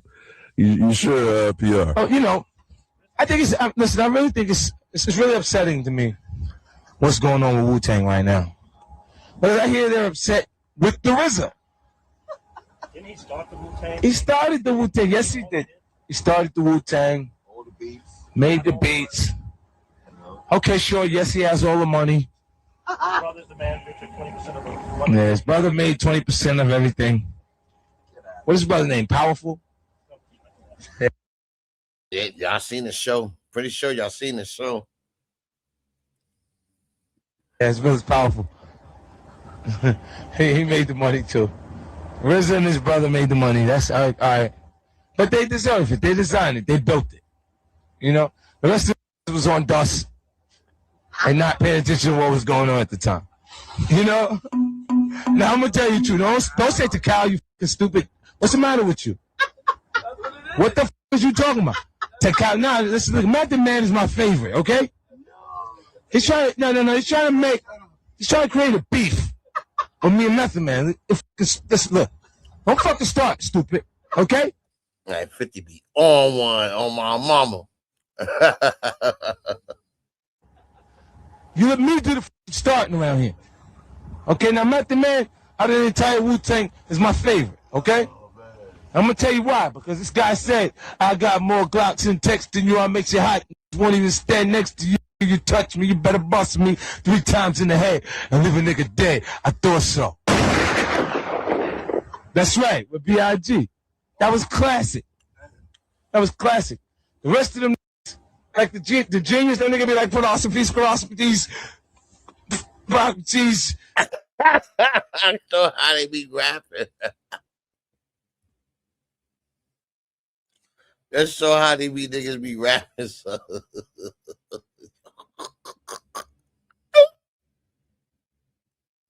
Yo, this nigga. That's right, with B.I.G. That was classic. The rest of them, like the genius, that nigga be like philosophies, properties, microscope. What the fuck are we talking about, man? I don't know what the fuck. He's a scientist. Some stuff on the net with you saying some stuff. Well, not even you saying some stuff about 50 Cent and Soulja Boy, but you just in front of the crowd talking about good music. Was it a response to something they said to you, or is it just a thing of nah, first of all, I did. Soulja Boy is a young dude, man. You know, and I would never go at him like that. I didn't. It was just people in the crowd that was saying, man, you sound bitter, man. You went way to motherfucking whatever foreign country it was in Europe. You know what I'm saying? Got drunk, sipping them pints.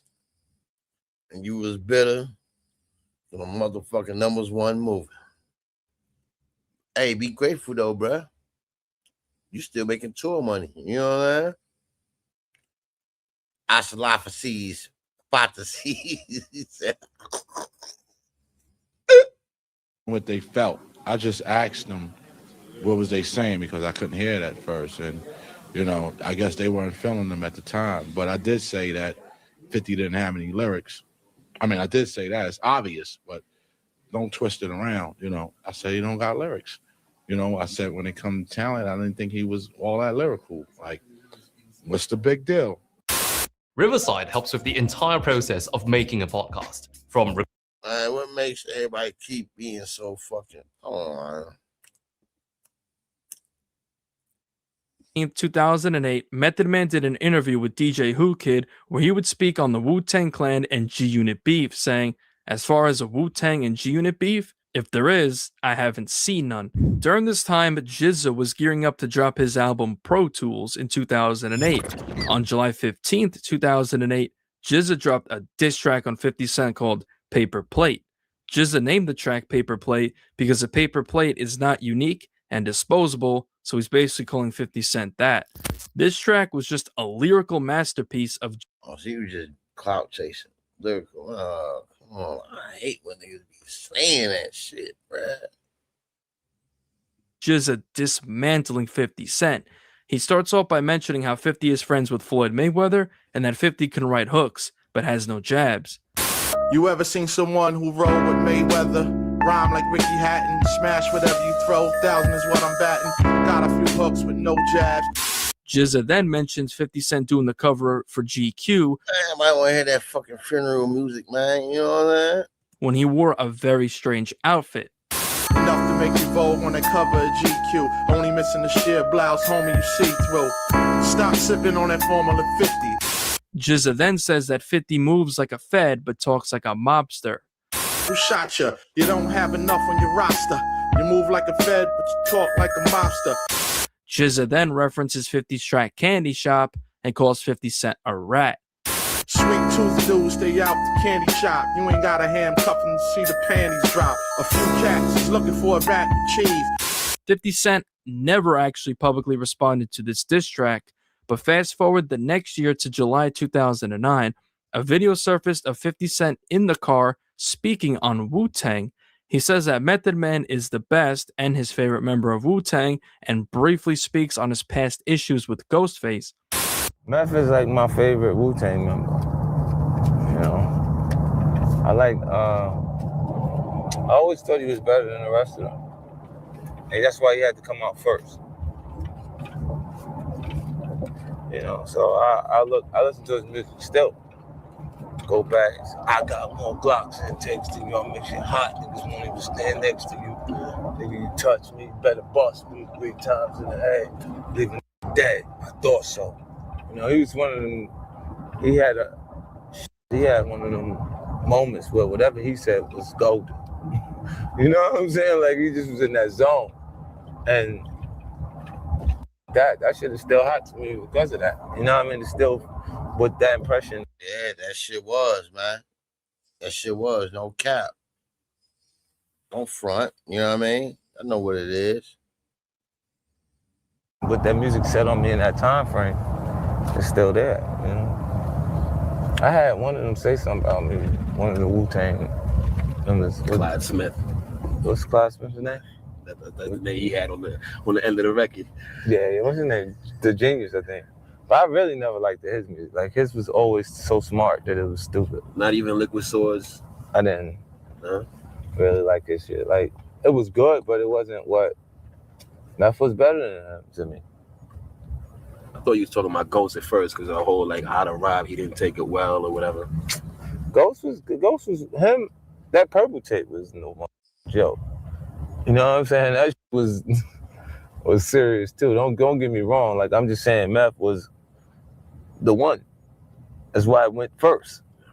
You understand what I'm saying? And I'm sure they know that.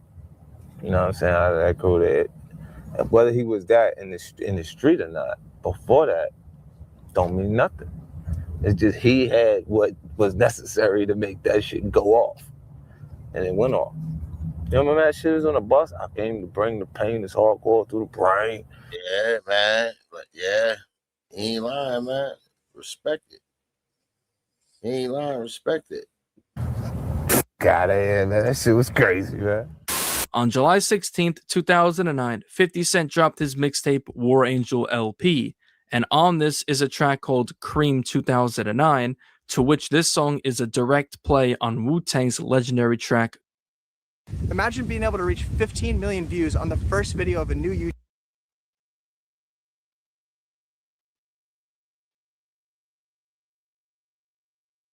Cream, get the money, dollar bill, yo. Cash rules, I keep a shoot around me. Queens get the money, I have a kill y'all. You in the hood, ask about me. Jesus for the money, niggas will go real hard. A couple months later, in September 2009, 50 Cent and Ghostface Killah would reveal that their beef is squashed, and while Ghostface was on a promo run for his album Wizards of Poetry, he actually did an interview with ThisIs50.com. That same month, Ghostface did an interview with XXL to speak on squashing his beef with 50 Cent, saying, in quotes, "That's some old school shit," Ghost said of the beef when asked by XXL. "Back then, things were all snowballed in the air on some other shit. I didn't like what he said. That's where it all started from anyway. But we kicked it on the phone one time. And after we kicked it on the phone, that was it. I ain't really trying to hold no grudge. And 30 years later, after he done said whatever the fuck he done said," the Iron Man continued. So it was like, whatever. Ghostface would then go on to hint a possible collaboration with 50 Cent, saying, "It's whatever God wills," Ghost said. "At the end of the day, we're still people just trying to get ahead. It's like you're having a fight with the motherfucker 10 years ago. You can either keep the grudge or be like, yo, what up? And just let it go and shit. It's like, what the fuck I'm holding on to it for? I respect all these dudes. As long as you respect me, I'm gonna respect you." Fast forward to February 2nd, 2011, 50 Cent dropped a track called Old 2003 Ferrari as a part of his SMS audio campaign. On the beginning of the track, he pays homage to Wu-Tang and Method Man by doing a play on Method Man's verse on the track The What with Biggie. I got more Glocks and texts than you. I make it hot. Niggas won't even stand next to you. Ooh, this feel like some Wu shit. I got more Glocks and texts than you. I make it pop. Picture homie right next to you. After that, everything went quiet for several years. But fast forward to 2020, it was revealed that 50 Cent actually casted Method Man in his hit TV series Power on the spinoff Power Book 2 Ghost. After that, nothing else happened. GZA and 50 Cent are yet to resolve their issues. It's a shame we never got to see Wu-Tang Clan and G-Unit come together for a track. That would have been legendary, especially during G-Unit's peak. Who do you think overall won the beef? 50 Cent or Wu-Tang Clan? The next generation of quality.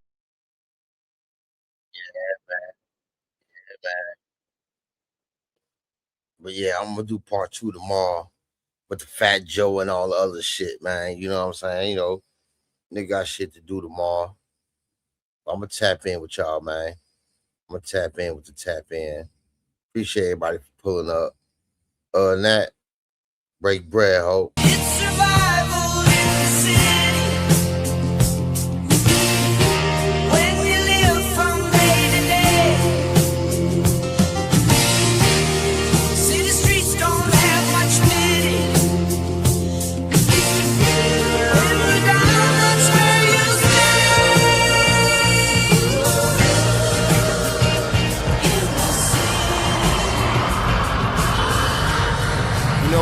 Yeah, no Yankee hat, no New York tat, no New York knot on my back. Bitch, I'm bigger than that. Who am I to walk around like the king of until I don't sell much? Jimmy Ali or give me the finger. It's survival, motherfucker, it get dark and cold. Niggas scared to put their hoodie on and walk that road. I don't drop a lot of jewels, cause that's not my style.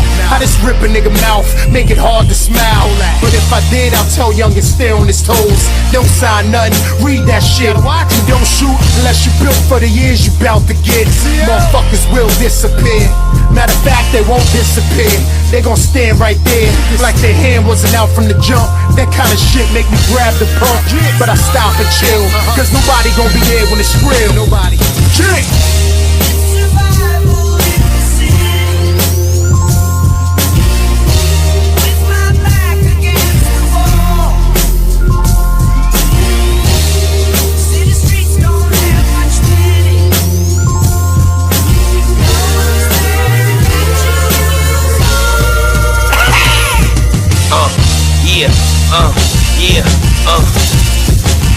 Some is about money, some is about riffing. Depending on how you live, if you could survive different. For the most part, all you should do is try to make it. Reality hurt niggas, so they try to escape it. Me, I just take it and mold it until I shape it. Cause before long, the wrong things become sacred. Not wanting to be the one that they clown on, to have your back against the wall with the 4-pound drawn. All because a sucker nigga had a fake frown on. Think about it on every visit you come down on. And it's all from the thirsting, then it gets worse than, and life can teach you much more than any person. On that note, if you alive, get busy, or you ain't gonna be able to survive in the city. What?